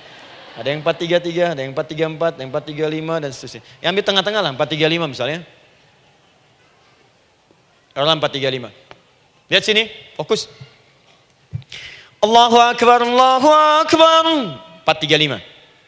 Dipanggil salat, diseru. Kan tadi rumusnya di Quran surah 2 ayat 186. Faliyastajibuli. Kalau diseru cepat jawab, gitu kan? Nah, terus diseru 4:35 adzan. Allahu Akbar, Allahu Akbar. Begitu diseru, ibu langsung datang. Ya Allah, sudah adzan, seruan nih, saya siap-siap, saya ingin minta sesuatu. Nah, orang yang datang saat dia diseru Allah, dia pun datang kemudian untuk menyerunya, maka Allah pun akan menjawab apa yang ia mohonkan saat ia bermohon kepadanya. Perhatikan, dipanggil oleh Allah lewat suara muadzin, Allahu Akbar, dia merespon cepat, siap salat. Maka dia pun ketika memanggil Allah, seketika Allah pun akan jawab padanya. Sesuai dengan kadar responnya. Dipanggil saat itu, dia menjawab. Maka Allah pun akan ingat kepadanya hanya saat dia memanggil saja. Di saat panggil, diingat. Panggil, diingat. Jelas? Ini yang hebat. Dipanggil 4.35. Allahu Akbar, Allahu Akbar. Dia sudah ingat dari sejak jam 3 lewat 45. Dia bangun jam 3. Bisa. Padahal belum dipanggil. Datang. Bahkan Masya Allah, melakukan warming up dulu. Tahajud. Istighfar. Baca Al-Quran sebelum dipanggil. Masya Allah Bu. Ibu mau datang misalnya ke istana. Janjian jam 7, datang jam 6. Di situ ibu kerjakan yang baik-baik dulu. Wah, lihat. Terus kelihatan CCTV kan. Wah, ini orang bagus banget nih. Mulia, bagus. Sampah diambilin, disapu. Kelihatan. Itu ibu belum datang pun udah dipanggil duluan. Ada orang yang belum dipanggil sudah datang menghadap Allah. Tahajud dia, zikir dulu, istighfar dulu. Ini orang, maaf ya. Walaupun dia belum memanggil Allah, Allah sudah menyelesaikan semua persoalannya. Di orang-orang yang selalu ingat kepada Allah, walaupun Allah dalam waktu tidak memanggilnya, maka Allah akan mengingatnya sekalipun orang ini belum bermohon kepadanya. Maka ibu nanti akan temukan orang-orang yang langsung diselesaikan persoalannya oleh Allah bahkan sebelum dia bermohon kepadanya. Ada orang yang seakan gak punya masalah Bu. Bukan gak punya masalah, sebab setiap dia punya masalah, masalahnya diringankan oleh Allah. Seakan-akan gak ada beban. Ah, ini indah hidupnya. Enak. Butuh sesuatu, sebelum nyari, datang. Ada persoalan, senyum dikit, selesai. Orang macet mengeluh, bikin status, dia macet malah senang. Dan hatinya dilapangkan oleh Allah. Bayangkan ada janji rapat jam 9, setengah 9 masih macet. Diprediksi di Google, akan sampai 2 jam lagi. Yang lain mengeluh, telepon sana, telepon sini, ini. Dia enggak aja, lapang aja. Alhamdulillah ya Allah, kasih macet. Morotal, saya mau dengerin surah Al-Baqarah. Buka, hafalin. Partnernya nelpon. Sampai di mana akhi? Ini sampai di surah Al-Baqarah ayat 186. Tidak ada yang sia-sia dari Allah. Sabar ya di sana. Ya, atau kita bisa koneksikan dari sini, apa yang bisa saya selesaikan sekarang di sini. Sehingga sampai sana kita tinggal kesimpulan saja. Tenang hatinya. Ada berasak, berusuk, gelisah gini, telepon sana sini, klaksonin. Dasar lampu merah, lama, birunya sebentar. Padahal biru nggak ada, yang ada hijau kan. Jadi kalau sudah begitu enak Bu. Yang perempuan ada di Quran Maryam. Maryam kan perempuan. Dan Maryam itu bukan nabi, bukan rasul. Ingin memberikan pesan kepada ibu, perempuan dimanapun. Tidak harus jadi nabi supaya doa cepat dikabulkan. Tidak harus menjadi rasul. Ini Maryam bukan nabi, bukan rasul. Tapi dia ini luar biasa. Sebelum dipanggil udah datang. Zikirnya tak terlukiskan. Mohon kepada Allahnya luar biasa. Menjaga diri dari hal yang dilarang oleh Allah. Apa hasilnya? Sebelum diberikan bahkan oleh pamannya sudah ada kebutuhannya. Quran surah ketiga ayat 37. Kullama dakhala 'alaiha Zakaria al-mihraba wajada 'indaha rizqa. Setiap pamannya mau memberikan kebutuhan Maryam sudah ada di dalamnya Bu. Sudah ada. Itu luar biasa. Mau makan, makanan ada. Mau anggur, anggur ada. Ya. Wah, itu luar biasa Bu. Jadi bermohon bahkan sebelum waktunya. Sentuhlah ia tepat di hatimu, maka ia akan jadi milikmu untuk selamanya. Wah, nah, itu doa tuh. Aduh, mana-mana. Paham? Tuh. Jadi kalau yang standar-standar saja itu biasa. Maka datang sebelum waktunya. Datang. Atau datang pas dipanggil. Standar. Jadi kalau 4.35 adzan, Allahu Akbar, Allahu Akbar. Ibu bangun. Siap sholat, siap sholat. Itu standar. Yang dulu bahagia. Naikin lagi levelnya. Yang celaka itu ya ini nih. Dipanggil 4.35. Baru bangun 5.34.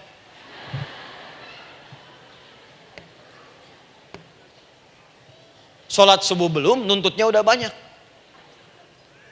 Ya Allah, kurang apa lagi aku bermohon kepadamu. Sudah aku meminta sekarang, sholat subuh aja belum. Jadi mana keadilannya? Jadi yang pertama, respon seruan Allah. Disitulah Allah pun akan cepat merespon apa yang kita kemudian butuhkan. Jadi yang pertama lewat sholat ya Bu ya. Ingat sholat. Dan sholat itu tadi dari 4 posisi saya ajarkan yang pertama saja satu. Supaya nggak terlampau panjang ya. Berdiri Bu. Saya ajarkan satu. Setiap ibu dalam keadaan berdiri. dan membaca Al-Fatihah, pada kalimat iyyaka na'budu wa iyyaka nasta'in, ingat pada kalimat iyyaka na'budu wa iyyaka nasta'in, maka sertakanlah di hati kita apa persoalan yang dirasakan untuk bermohon kepada Allah. Saya ajarkan cepat, kalau ibu mau belajar lebih detail, ikuti kajian kami di fikih salat, sifat salat Nabi sallallahu alaihi wasallam. Nanti saya terangkan semua dalilnya, insyaallah sepanjang yang saya ketahui. Baik, dasarnya ini, Quran surah ketiga ayat 38 sampai 39. Dan dikuatkan nanti di hadis qudsi. Ibu kenal Nabi Zakaria? Ya kenal ya. Ya selamat lah Bu. Alhamdulillah. Episode ke-15 kenal Nabi Zakaria, luar biasa. Alhamdulillah. Nabi Zakaria punya persoalan, sudah berumah tangga, belum ada keturunan, fisiknya sudah letih, rambutnya sudah memutih, dan mohon maaf istrinya divonis menopause dan mandul. Secara medis klinis. Apa yang beliau kerjakan? Sholat. Dalam sholatnya bermohon kepada Allah. Perhatikan permohonannya. Qala rabbi habli min ladunka dzurriyyatan thayyibah. Ya hunalika da'a Zakaria rabbah. Qala rabbi habli min ladunka dzurriyyatan thayyibah. Innaka sami'ud du'a. Ya Allah, aku bermohon kepadamu, anugerahkan aku keturunan. Semua mengatakan aku gak mungkin punya keturunan. Hanya engkau yang tidak punya batas dalam pemberian. Engkau pasti mendengar doa saya. Kalau pada yang maha mendengar tidak mengabulkan juga, lantas kepada siapa lagi aku mesti memohon? Doa ini dipanjatkan oleh beliau dalam keadaan sholat. Sedang berdiri dalam sholatnya. Jadi ibu maaf ya, tolong jangan salah berpikir. Semua nabi dan rasul, orang soleh sebelumnya itu sholat. Cuma kita lebih sempurna gerakan dan jumlahnya. Sempurna. Orang dulu sholat. Nabi Musa sholat. Quran surah 20 ayat 14. Nabi Isa sholat. Quran surah 19 ayat 31 sampai 33. Nabi Ismail sholat. Quran surah 19 ayat ke-55. Semua sholat. Sholat. Nabi Zakaria saat punya masalah sholat. Dalam berdirinya minta dalam sholatnya. Dari mana Ustadz taunya beliau minta dalam berdiri dalam sholat? Ayat 39-nya baca. Quran surah ketiga ayat 39. Fanadatul malaika, maka doanya itu dijawab oleh Allah. Datang malaikat menyampaikan jawaban. Wa huwa qaimun yusalli fil mihrab. Sedangkan beliau masih berdiri dalam sholatnya di mihrab. Masih berdiri dalam sholat. Sholat. Di dalam sholat itu minta. Makanya semua bacaan sholat itu permintaan. Isinya. Dan dikabulkan oleh Allah. Anallaha yubashshiruka bi Yahya. Allah kasih kabar gembira. Engkau akan punya anak. Langsung namanya dari Allah Yahya. Artinya hidup. Yang mustahil menurut manusia, lahir dari rahim seorang perempuan yang divonis menopause dan mandul menurut medis, kata Allah tidak ada yang mustahil bagiku, lahir dan hidup dia, Yahya. Kapan terjadinya? Sedang sholat. Kapan saat sholatnya? Berdiri. Nah yang paling menarik Bu, umatnya Nabi Muhammad SAW ditunggu oleh Allah 5 kali dalam sehari. Dan dimintakan sebelum sholat untuk menyiapkan permohonannya. Maka turunlah Quran surah kedua ayat ke-45. Ibu lihat ayatnya. Wasta'inu bis-sabri was-shalah. Bahkan ditegaskan lagi di Quran surah kedua ayat 153. Paling kanan sebelah bawah. Ya ayyuhalladzina amanu ista'inu bis-sabri was-shalah. Yang pertama enggak pakai panggilan iman. Wasta'inu, kata Allah, hei, kalau kamu punya masalah, jangan mengeluh, jangan berkeluh kesah, jangan terlampau banyak gelisah, cepat siapkan dirimu untuk menunaikan sholat. Siapkan permohonanmu, minta kepada aku lewat sholat.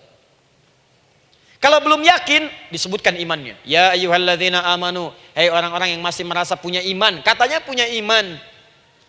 Jadi kalau ibu nggak mau minta lewat sholat, dipertanyakan imannya. Kamu punya iman nggak? Kata Allah, yakin nggak dengan saya?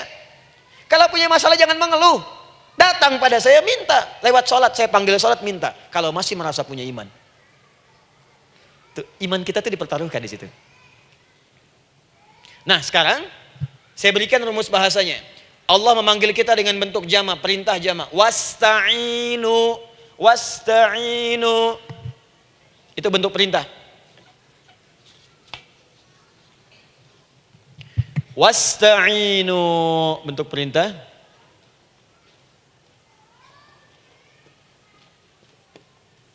Wasta'inu. Dan jika kalian, perhatikan cara menerjemahkannya, dan jika kalian punya persoalan dalam hidup, punya kebutuhan, maka bergegaslah siapkan dirimu untuk minta kepadaku solusi. Wasta'inu, dan mintalah oleh kalian pertolongan, solusi. Bisabri wassalah. Pertama, sabar dulu. Sebelum sholat, sabar dulu dengan itu. Tahan dulu. Terima dulu. Jangan mengeluh, terima dulu. Nanti dalam sholat minta solusi. Itu maksudnya. Punya masalah sekarang jam 9 lewat. Sabar, tahan dulu. Koreksi diri, istighfar. Nanti zuhur minta. Atau duha sekarang sholat. Datang ke masjid, sholat duha minta. Tahiyatul masjid minta sekarang. Sabar. Ini sabar, terima dulu. Jangan mengeluh. Sabar. Ingat. Terima, sabar. Karena Allah mustahil memberikan ujian masalah kalau kita tidak sanggup menerimanya. La yukallifullahu nafsan illa. Saya sering katakan Bu ya, maaf kalau kalimat ini mungkin kurang berkenan. Tapi kalimat ini nyata. Kalau ibu sekarang punya masalah seberat apapun, itu artinya hanya ibu yang sanggup untuk menerimanya.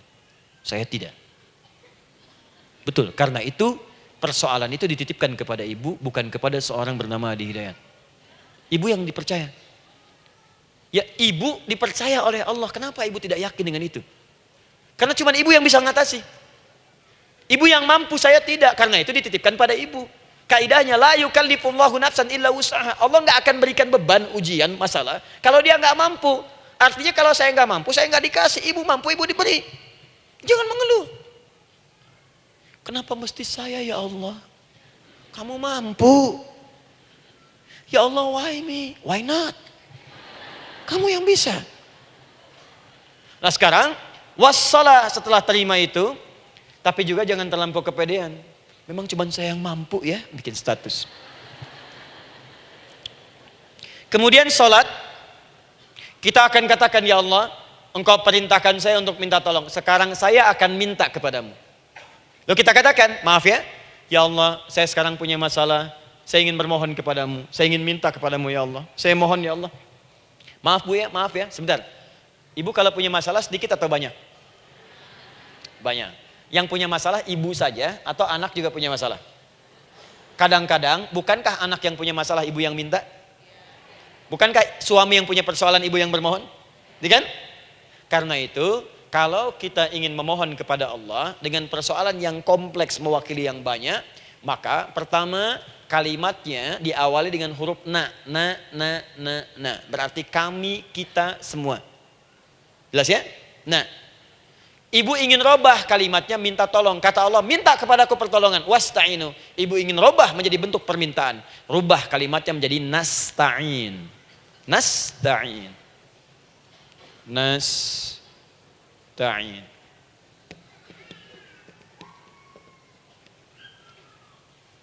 Wasta'inu nasta'in. Minta kepada siapa tadi? Allah. Boleh minta kepada selain Allah?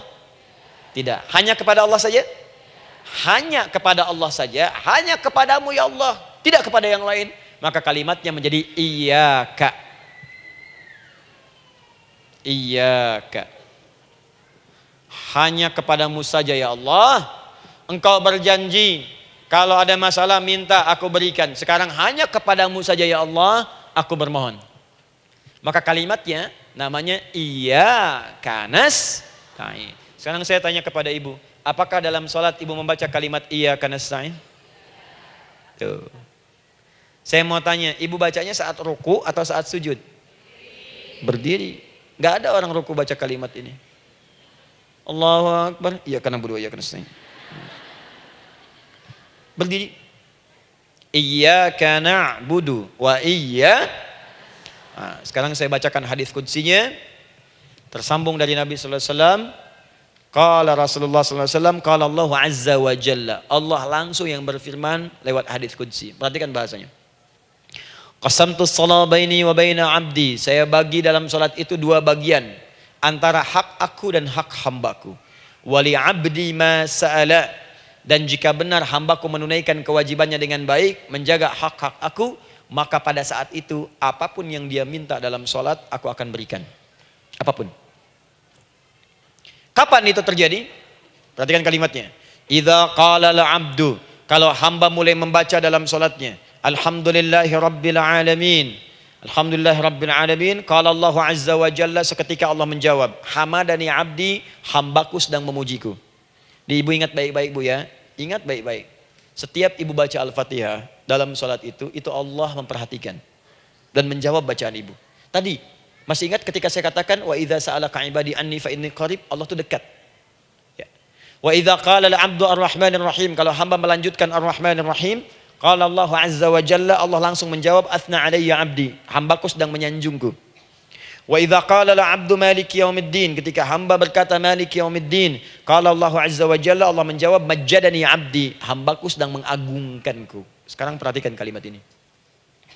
Wa idza qala al-'abdu, jika seorang hamba berkata iyyaka na'budu wa iyyaka nasta'in, ya Allah, sekarang hamba salat ibadah atas perintahmu.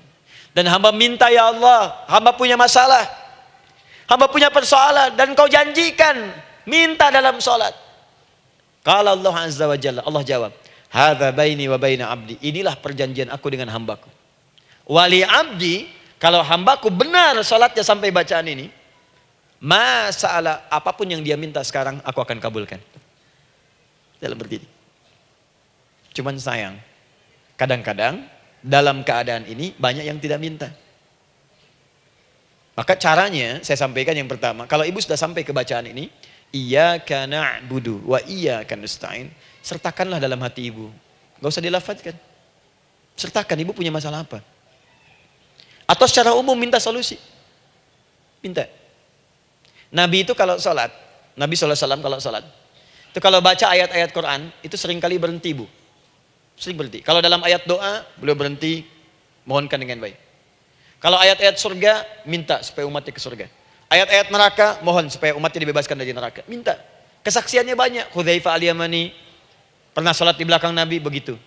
Abdullah bin Mas'ud radhiyallahu ta'ala anhu sholat di belakang Nabi, begitu. Ubay bin Ka'ab radhiyallahu ta'ala anhu salat di belakang Nabi, begitu. Di kesaksian mereka sama semua. Makanya seringkali itu nggak sadar, enak salat dengan Nabi itu. Nyaman. Kalau baca ayat surga seakan-akan pengen cepat ke surga. Kalau baca ayat doa berdoa, jadi nggak sadar. Rakaat pertama 100 ayat aja Al-Baqarah. Ya, kadang-kadang lewat ke Ali Imran. Pernah rekornya 5 juz 4 halaman, An-Nisa ayat 176 baru berhenti. Ya walaupun besoknya nggak pada ikutan lagi. Ya. Karena merasa ini kapan rukunya gitu, sekarang atau nanti, sekarang atau nanti. Tapi enak. Nah saya ajarkan satu hal, kalau kita sampai pada bacaan Al-Fatihah tadi, jeda sejenak Bu, rasakan itu, minta. Minta. Setelah itu Allah ajarkan satu lafaz, kalau lafaz ini benar dibacakan oleh ibu, benar dibacakan, maka seketika doa akan dijawab. Langsung dikabulkan. Apa bacaan itu? Nanti dalam pelajaran selanjutnya kita akan bahas ya, insya Allah. Masih ada waktu? Oh ya, kalau masih kita bahas ya. Masih. Ada sesi mau jawab pertanyaan dulu, diskusi dulu, atau saya teruskan sebentar? Teruskan ya. Baik, kalau kita sampai jam 10, saya jeda sampai ke 9.45. Jadi 15 menitnya kita bisa diskusi ya. Baik. Apa lafaz yang kita bisa mohonkan? Teruskan ayatnya. Ihdinas siratal mustaqim. Ihdinas siratal mustaqim. Ihdinas siratal mustaqim. Ini Bu, nanti Ibu lihat dalam kajian tafsir yang kami sampaikan, juga dalam kajian fikih salat saya bahas dengan detail. Di sini singkat saja, singkat padat. Ihdina itu, ya Allah berikan kami hidayah, berikan kami jalan, berikan kami petunjuk, tunjukkan kami jalan yang lurus. Kalimat ihdina asalnya dari kata hidayah. Hidayah, jamaknya hudan. Ihdina, berikan kami hidayah, berikan kami hudan. Kalau tunjukkan kami jalan yang lurus, itu terjemahan Bu. Terjemahan. Kalau ibu ingin makna tafsir per huruf, per kalimat, bahkan per harokat, itu semua ada maknanya. Karena semua kalimat Quran itu mukjizat. Ihdina dari kata hidayah, hudan, berikan kami hidayah. Hidayah dalam bahasa Arab itu banyak maknanya. Bisa solusi dari semua persoalan. Bisa jalan menuju kemudahan. Bisa kesuksesan. Bisa petunjuk, banyak. Kalau dikumpulkan namanya hudan. Hudan. Makanya Al-Quran disebut hudan, karena di Quran ada semua. Solusi ada, petunjuk ada, kemudahan ada. Dzalikal kitabu la raiba fi hudal. Al-Quran hudan. Syahrul Ramadan alladzi unzila fihi al-Quran hudan linnas. Isi Quran semua hudan. Di situ ada solusi. Di situ ada petunjuk.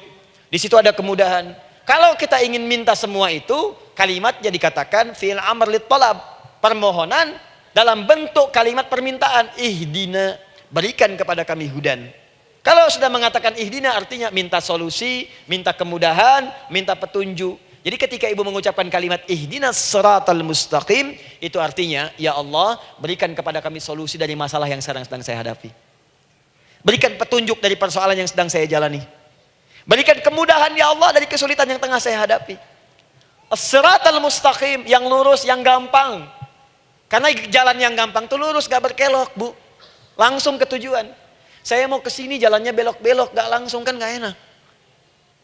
Ibu mau ke satu undangan, jalannya belok sini, belok sini, belok sini, belok sini.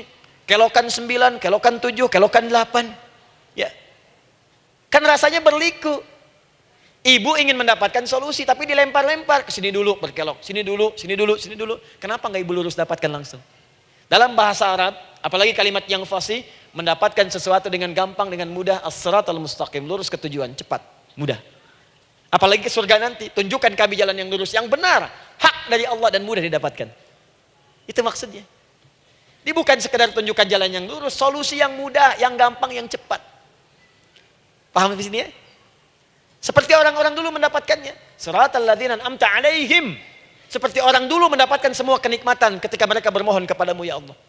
Siapa mereka? Ada 4 golongan disebutkan di Quran surah keempat ayat 69. Ada para nabi, orang-orang jujur siddiqin, para syuhada dan orang-orang soleh. Ya, wa may yuti'illaha wa rasul fa ulaika ma'al ladzina an'ama Allahu 'alaihim minan nabiyyina was-siddiqina wasyuhada was-shalihin. Para nabi dulu berdoa, ya Allah, saya ada masalah, dikabulkan. Kita minta ya Allah, sekarang saya berdoa, tolong kabulkan seperti nabi-nabi dulu dikabulkan.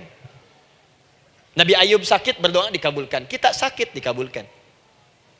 Nabi Ibrahim ada ujian, dikabulkan.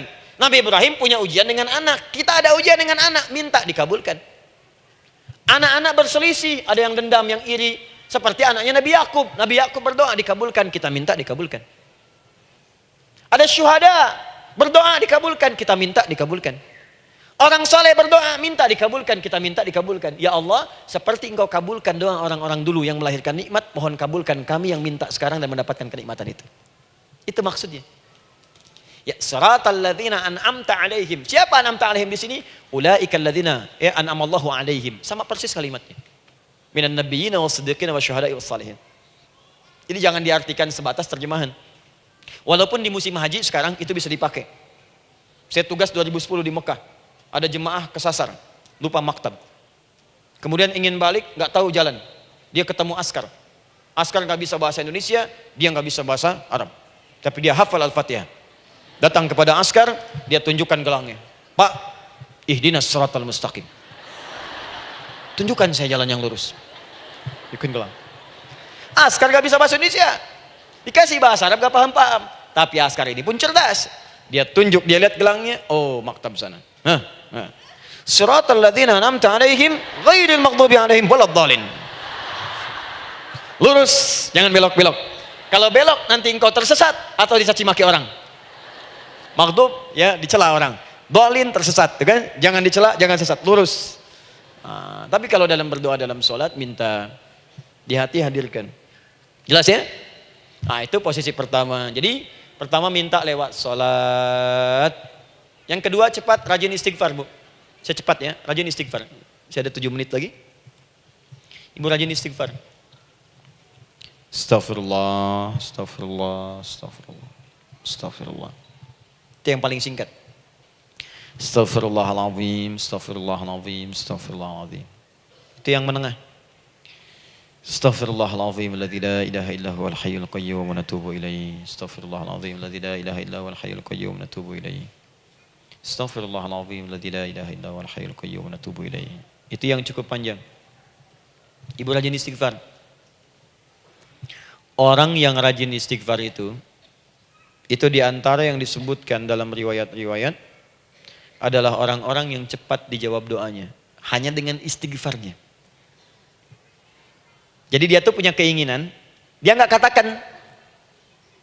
Jadi keinginan di benaknya dia, terus dia istighfar. Astagfirullah, astagfirullah, astagfirullah. Itu kalau benar rajin istighfar, seketika dikabulkan. Cepat. Ada seorang yang hidup, ini tukang roti. Di zaman Imam Ahmad bin Hanbal. Saya pernah kisahkan ini di beberapa keadaan. Orang ini itu ahli istighfar. Jadi maaf ya Bu ya, bukan istighfarnya pas ada keperluan aja, bukan. Ada ta'lim Ustaz Adi, sab pertama astagfirullah, astagfirullah, astagfirullah, bukan. Besok ada arisan, astagfirullah, astagfirullah, bukan. Jadi bukan ada keperluan istighfar, bukan. Orang ini membiasa istighfar. Jadi setiap mengerjakan apapun dia istighfar. Mau minum, bismillah, astagfirullah, astagfirullah. Dia setiap buka adonan, astagfirullah, astagfirullah. Nah satu ketika, Imam Ahmad itu nggak tahu kenapa pengen datang ke daerah itu. Ya kalau misalnya ibu tinggal di Cicahem, misalnya kan Imam Ahmad tiba-tiba pengen ke Cicahem aja. Terus karena lelah, mampir ke masjid. Istirahat di dalam masjid. Tiba-tiba kata penjaga masjidnya, DKM-nya, marbotnya, ya Syekh, idhab, pergi, nggak boleh tiduran di sini. Kata Imam Ahmad, saya kan cuma numpang istirahat, nggak boleh keluar. Dan dia nggak tahu kalau itu imam besar. Dan Imam Ahmad itu sudah populer Bu, sangat famous, familiar. Cuman orang kan nggak pernah lihat wajahnya. Dulu kan nggak ada Facebook, nggak ada Instagram, nggak ada handphone, nggak ada apa-apa. Jadi kalau orang terima Ahmad, ya Ahmad aja kemana-mana. Oh, no, Imam Ahmad, dia Imam Ahmad, Imam besar, Imam Syafi'i, Imam besar. Tapi nggak pernah lihat. Sekarang kan udah kelihatan. Ya, udah kelihatan. Sekarang banyak. Makanya orang dulu tuh senang begitu tahu, dikasih tahu Nabi aja ke Madinah Bu. Nggak ada yang tahu kalau itu Nabi Muhammad kalau belum pernah lihat. Karena beliau di bawah, Abu Bakar di atas.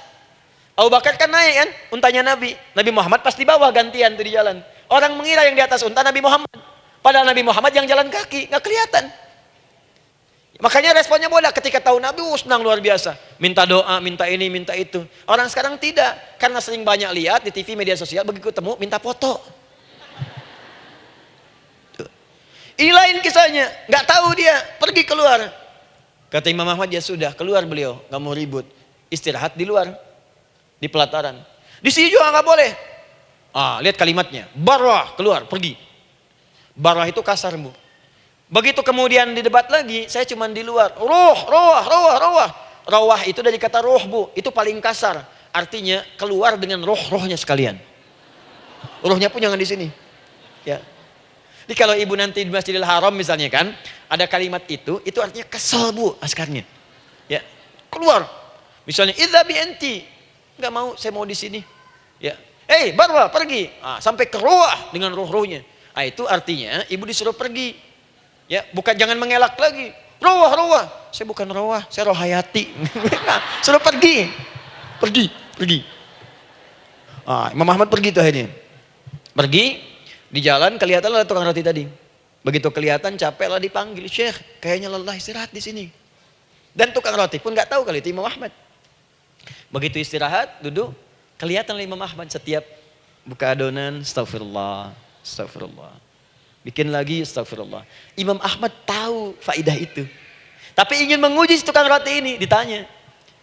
Ya akhi, kamu ini kenapa setiap Anda menanam adonan itu, tepung itu, Anda mengucapkan istighfar, astagfirullah. Perhatikan jawabannya. Wallahi demi Allah, tidak pernah saya beristighfar dalam setiap aktivitas saya, kecuali Allah selalu mengabulkan doa yang saya mohonkan. Di setiap minta, astagfirullah, itu dikabulkan. Cuman satu yang sampai sekarang belum terkabul. Apa itu kata Imam Ahmad? Saya ini selalu bermohon kepada Allah, ya Allah, mohon sebelum saya wafat atau setelah ia wafat, pertemukan saya ya Allah dengan Imam Ahmad bin Hambal. Sebelum saya yang wafat atau Imam Ahmad. Kata Imam Ahmad, astagfirullah. Allahu Akbar. Itu mungkin yang memperjalankan saya kemari. Tiba-tiba pengen ke sini, sampai diusir keluar dari rumah Allah dari masjid, sampai di sini karena istighfar Anda. Sayalah Imam Ahmad bin Hambal. Astagfirullah.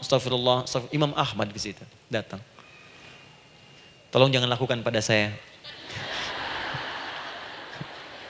Salah di hidayat ya Allah. Astagfirullah. Saya jawab lagi dari sana. La haula wala quwata illa billah. Ini istighfar. Nah, kapan istighfar yang baik? Istighfar yang baik dilakukan setelah tahajud sebelum fajar. Saya ulang ya. Setelah tahajud sebelum fajar. Dalilnya Quran surah ke-51 ayat 18. Baca dari ayat 15 sampai 18-nya. Jadi ibu kalau mau seperti itu, rajin tahajud dulu Bu. Tahajud. Setelah itu biasakan istighfar. Itu latihan dulu, itu baru latihan. Ingat ya, istighfar menjelang fajar di waktu sahar, itu baru latihan. Astagfirullah, astagfirullah, astagfirullah. Nanti kalau sudah banyak latihan, ibu akan refleks. Mau duduk masuk mobil, astagfirullah. Duduk mau makan, astagfirullah. Ya, kadang-kadang ibu mau ambil handphone, astagfirullah. Itu refleks di lisan kita keluar. Ahli istighfar itu nggak direncanakan keluar di lisannya. Astagfirullah, astagfirullah, astagfirullah. Kalau sudah seperti itu, berbahagialah. Karena apapun kadang ibu inginkan, sepanjang itu ibu butuhkan, seketika dikabulkan. Ya. Yang ketiga, yang terakhir. Sudah 9:45, boleh sedikit? Ya, yang terakhir ya, terakhir. Jangan khawatir, setelah ini selesai. Jangan khawatir. Yang ketiga, ini amalan yang paling dahsyat. Jadi yang pertama minta dikabulkan. Yang kedua baru istighfar dikabulkan. Yang ketiga nggak ngapa-ngapain dijawab. Artinya baru terbersit, ada keinginan jawab seketika. Amalan yang ketiga ini adalah amalan yang dikerjakan karena cinta kepada Allah Subhanahu wa taala. Mahabbatillah, kecintaan kepada Allah. Amalan yang dikerjakan karena cinta kepada Allah Subhanahu wa taala. Amalannya mencintai Allah. Beda bu. Salat dengan cinta dibandingkan dengan salat karena memenuhi kebutuhan atau kewajiban saja, itu akan lain. Ibu kalau benar-benar mencintai Allah, maka dalam salat pun persiapannya akan beda. Saya beri contoh gini ya. Dari pakaian akan lain kata Al-Quran. Quran surah 7 ayat 31. Ya bani Adam khudhu zinatakum 'inda kulli masjid. Hei anak cucu Adam, kalau ada panggilan dari masjid, kenakan pakaian terindahmu. Di orang-orang yang mencintai Allah saat akan sholat, dia akan perhatikan dari pakaiannya. Jauhkan dari yang haram. Terus cari yang paling baik yang dia kenakan. Gak akan sembarangan. Kalau ibu pakai mukena juga cari mukena yang paling indah. Bukan karena pengen dilihat orang. Karena ingin Allah menyaksikan sholat ibu dalam keadaan yang sempurna. Wudu tuh hati-hati gitu. Quran surah ke-5 ayat ke-6. Ya ayyuhalladzina amanu idza qumtum ila shalah faghsilu wujuhakum wa aydiyakum ilal marafiq wamsahu bi ru'usikum wa arjulakum ilal ka'bain. Jadi kalau ada orang beriman mencintai Allah, mau salat dia mau wudu, wudunya enggak akan sembarangan, Bu. Cuman basuh. Ya, bagian kepala juga harusnya kepala, dia rambut, takut selesai. Sampai ke kaki cuma disodorkan di keran, beres. Itu sih anak kecil juga bisa. Orang ini lain. Dia akan pelan-pelan dilihat secara sempurna. Hati-hati, kerjakan karena Allah, karena ingin baik. Kalau orang sholat hanya kebutuhan saja, maka yang penting dia takbir sampai salam selesai. Tapi ini tidak, dia akan pelajari bagaimana Nabi mengajarkan sholat yang benar. Bagaimana bacaan saya benar. Dia belajar ngaji supaya benar bacaan Fatihahnya. Dia belajar dengan baik supaya khusyuk di dalam sholatnya. Dia pahami satu-satu. Apa artinya Allahu Akbar, apa artinya Subhana Rabbiyal Azim, apa artinya Subhana Rabbiyal A'la, apa artinya Sami Allahu liman hamidah. Dipahami. Di begitu dia sholat baru takbir sudah paham isinya. Jika ada orang seperti ini, dia mengerjakan apa yang Allah perintahkan karena cinta dengan Allah. Dia berzakat karena ingin mencintai Allah. Dia berinfak karena cinta dengan Allah, bukan karena uangnya. Pokoknya kalau orang cinta itu, Bu, setiap pecinta dia akan memberikan apapun pada yang dicintai.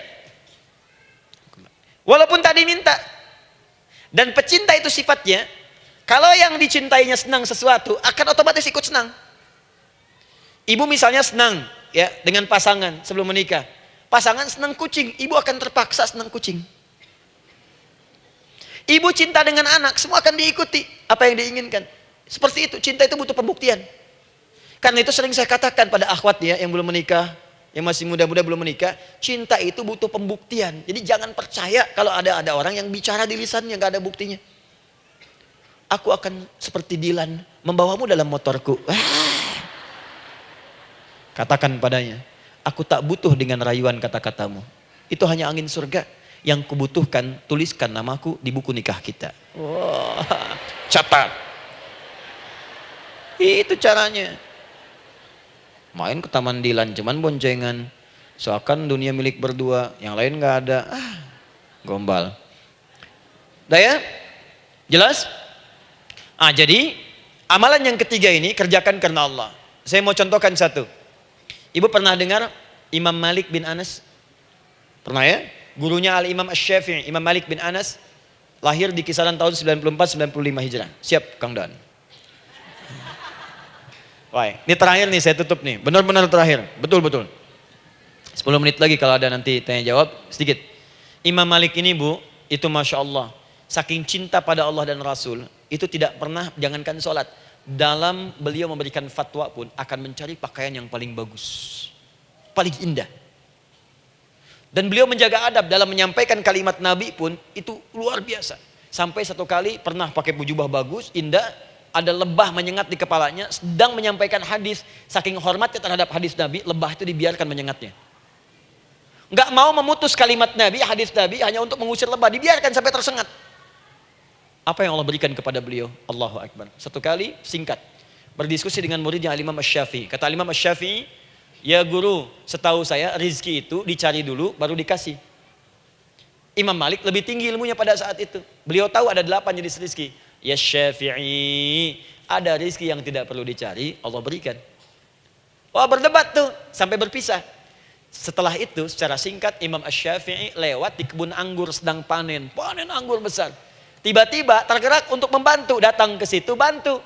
Begitu selesai dikasih hadiah anggur banyak, besar-besar, indah, enak, gitu kan? Ketika diberi itu langsung senang beliau. Bukan karena anggurnya, karena merasa pendapatnya benar. Jadi begitu bekerja baru dapat. Dibawalah anggur ini diberikan pada gurunya. Perhatikan adabnya terhadap guru. Jadi kalau ibu adabnya bagus pada guru, keberkahan dapat, ilmunya pun menghunjam di jiwa. Imam Syafi'i nggak merasa benar, tapi memberikan sebuah jawaban dengan adab. Guru, tadi itu ada panen anggur, saya mencoba membantu. Begitu saya bantu dikasih anggur, dikencangkan kalimatnya. Begitu saya bantu dikasih. Dibantu dulu baru dikasih. Kalau saya nggak bantu, saya nggak dikasih. Apa jawab Imam Malik? Imam Malik tersenyum, tertawa. Tabassama dhahika. Masya Allah, Syafi'i, bahasa kita. Tadi itu saya keluar, mau ngajar. Siang-siang terik begini, saya kepikiran, ya Allah, kalau makan anggur yang enak-enak, enak banget sekarang ini. Ada anggur sekarang. Tuh. Murid berikhtiar, guru mendapatkan hasil. Setelah itu Asy-Syafi'i naik dan jadi bintang di zamannya, sampai kekinian pun luar biasa, dan mendapatkan barakah gurunya seperti gurunya dapatkan, muridnya pun meraihnya. Itulah 3 cara bagi kita untuk bermohon kepada Allah. Jika ingin dipercepat oleh Allah, bisa lewat salat, bisa lewat istighfar, bisa juga dengan menciptakan amalan-amalan atau mengikuti amalan-amalan yang dicintakan atau ditujukan untuk mencintai Allah Subhanahu wa taala. Ibu bisa paham ini? Baik. Kemudian berdoa. Tapi yang jadi masalah, Ustadz, ketika berdoa, kok belum dikabulkan juga?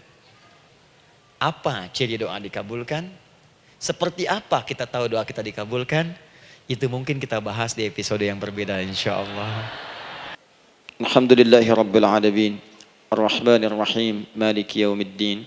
Iyaka na'budu wa iyaka nasta'in. Ihdinas siratal mustaqim. Siratal ladzina an'amta 'alaihim ghairil maghdubi 'alaihim waladdallin.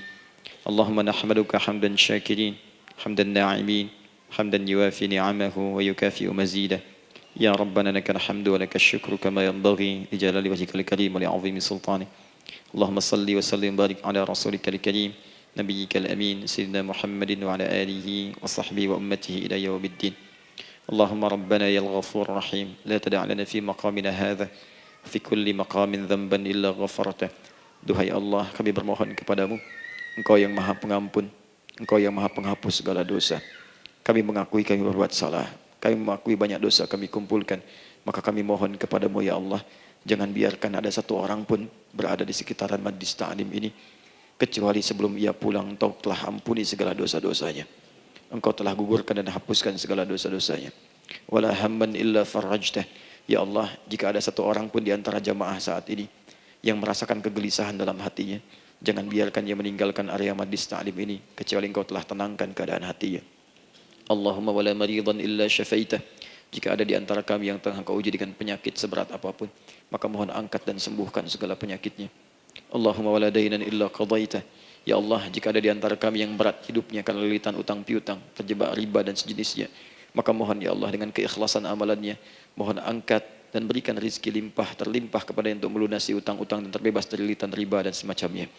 Allahumma ya arhamar rahimin. Allahumma tubna ilaika min kullil ma'asi Ya Allah, kami ingin memperbaiki diri kami. Kami bertobat dari segala maksiat yang pernah kami kerjakan. Allahumma asli ahwalana ma yuqarribuna ila ridhak. Ya Allah, kami bermohon kepadamu. Mulai hari ini, mohon bimbing kami untuk memperbaiki diri. Supaya kami bisa lebih dekat denganmu, ya Allah. Allahumma asli azwajana. Ya Allah, kami mohon sayangi dan perbaiki, ya Allah, akhlak suami-suami kami. Ya Allah, mohon bimbing suami-suami kami jadi suami yang baik. Membimbing keluarga menjadi keluarga yang saleh. Allahumma ya Allah, Allahumma arsyad wa asli ya Allah azwajana, zawjatina. Ya Allah, demikian dengan istri-istri kami, ya Allah. Jadikan mereka perempuan-perempuan yang salihah. Bimbing menjadi ibu-ibu yang baik. Allahumma abnana, auladana, dzurriyyatina. Allahumma aslih lahum li arhamar rahimin yakunu salihin, liyakunu su'ada fid dunya wal akhirah. Ya Allah, anak-anak kami, cucu-cucu kami khawatir berpisah dengan mereka di akhirat nanti. Kami mohon, ya Allah, jika memang ada maksiat yang mereka kerjakan karena dosa-dosa kami mohon ampun, ya Allah.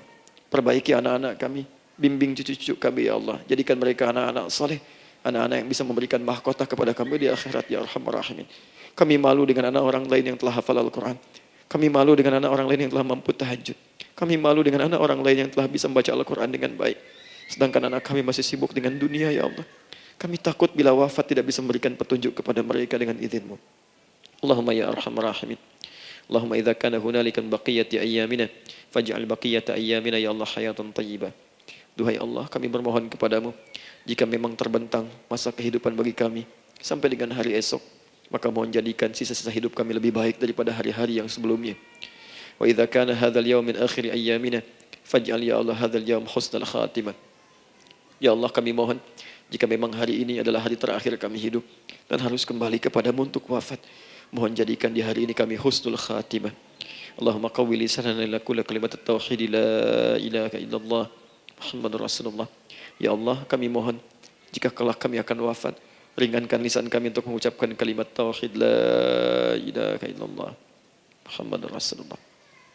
Wa ajib kalimatan biqaulika ya ayyatuhan nafsul mutmainnah irji'i ila rabbika radiyatan mardiyah fadkhuli fi ibadi wadkhuli jannati.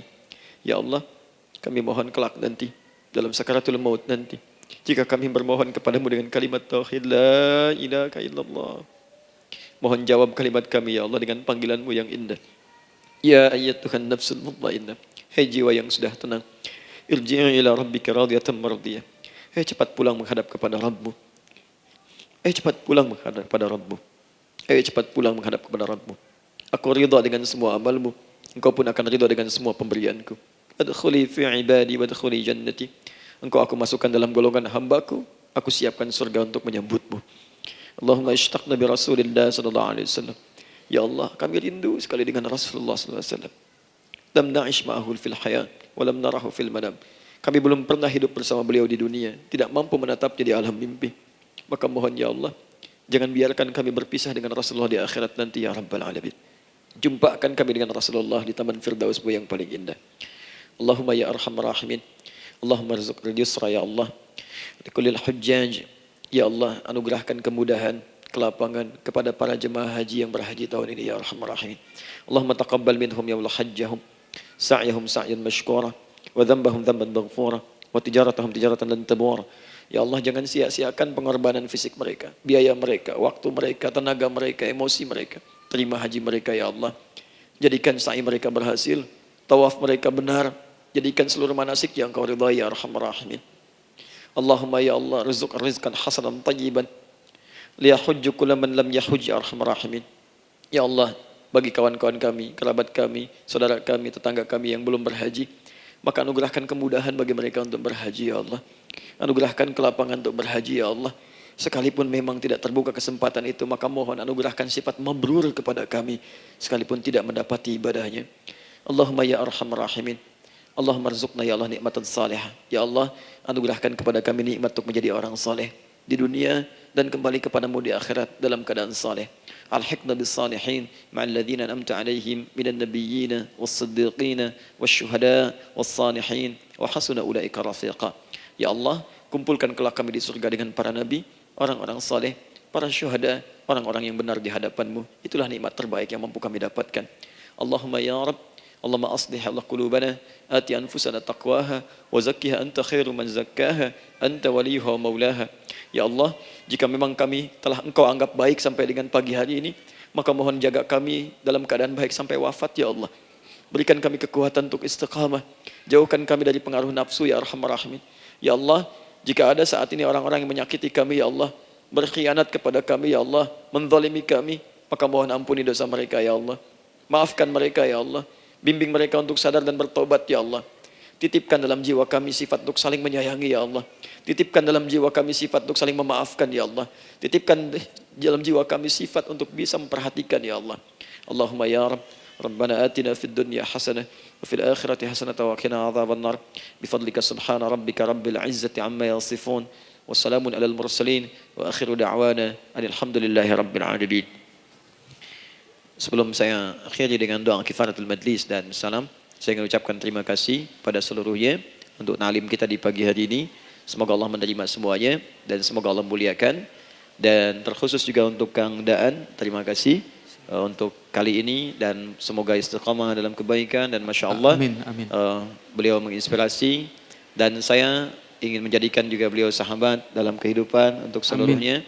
Amin. Dan sahabat terbaik selalu memberikan yang terbaik untuk sahabatnya.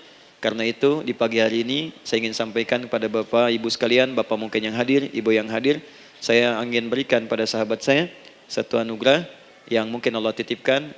Saya akan ajak Kang Daan untuk menunaikan ibadah umrah dengan saya di bulan September insya Allah. Saat kami akan berangkat pada tanggal 9 September tahun 2019. Saya kira itu dan semoga bermanfaat insya Allah. Baik. Semoga Allah muliakan untuk semuanya. Terima kasih.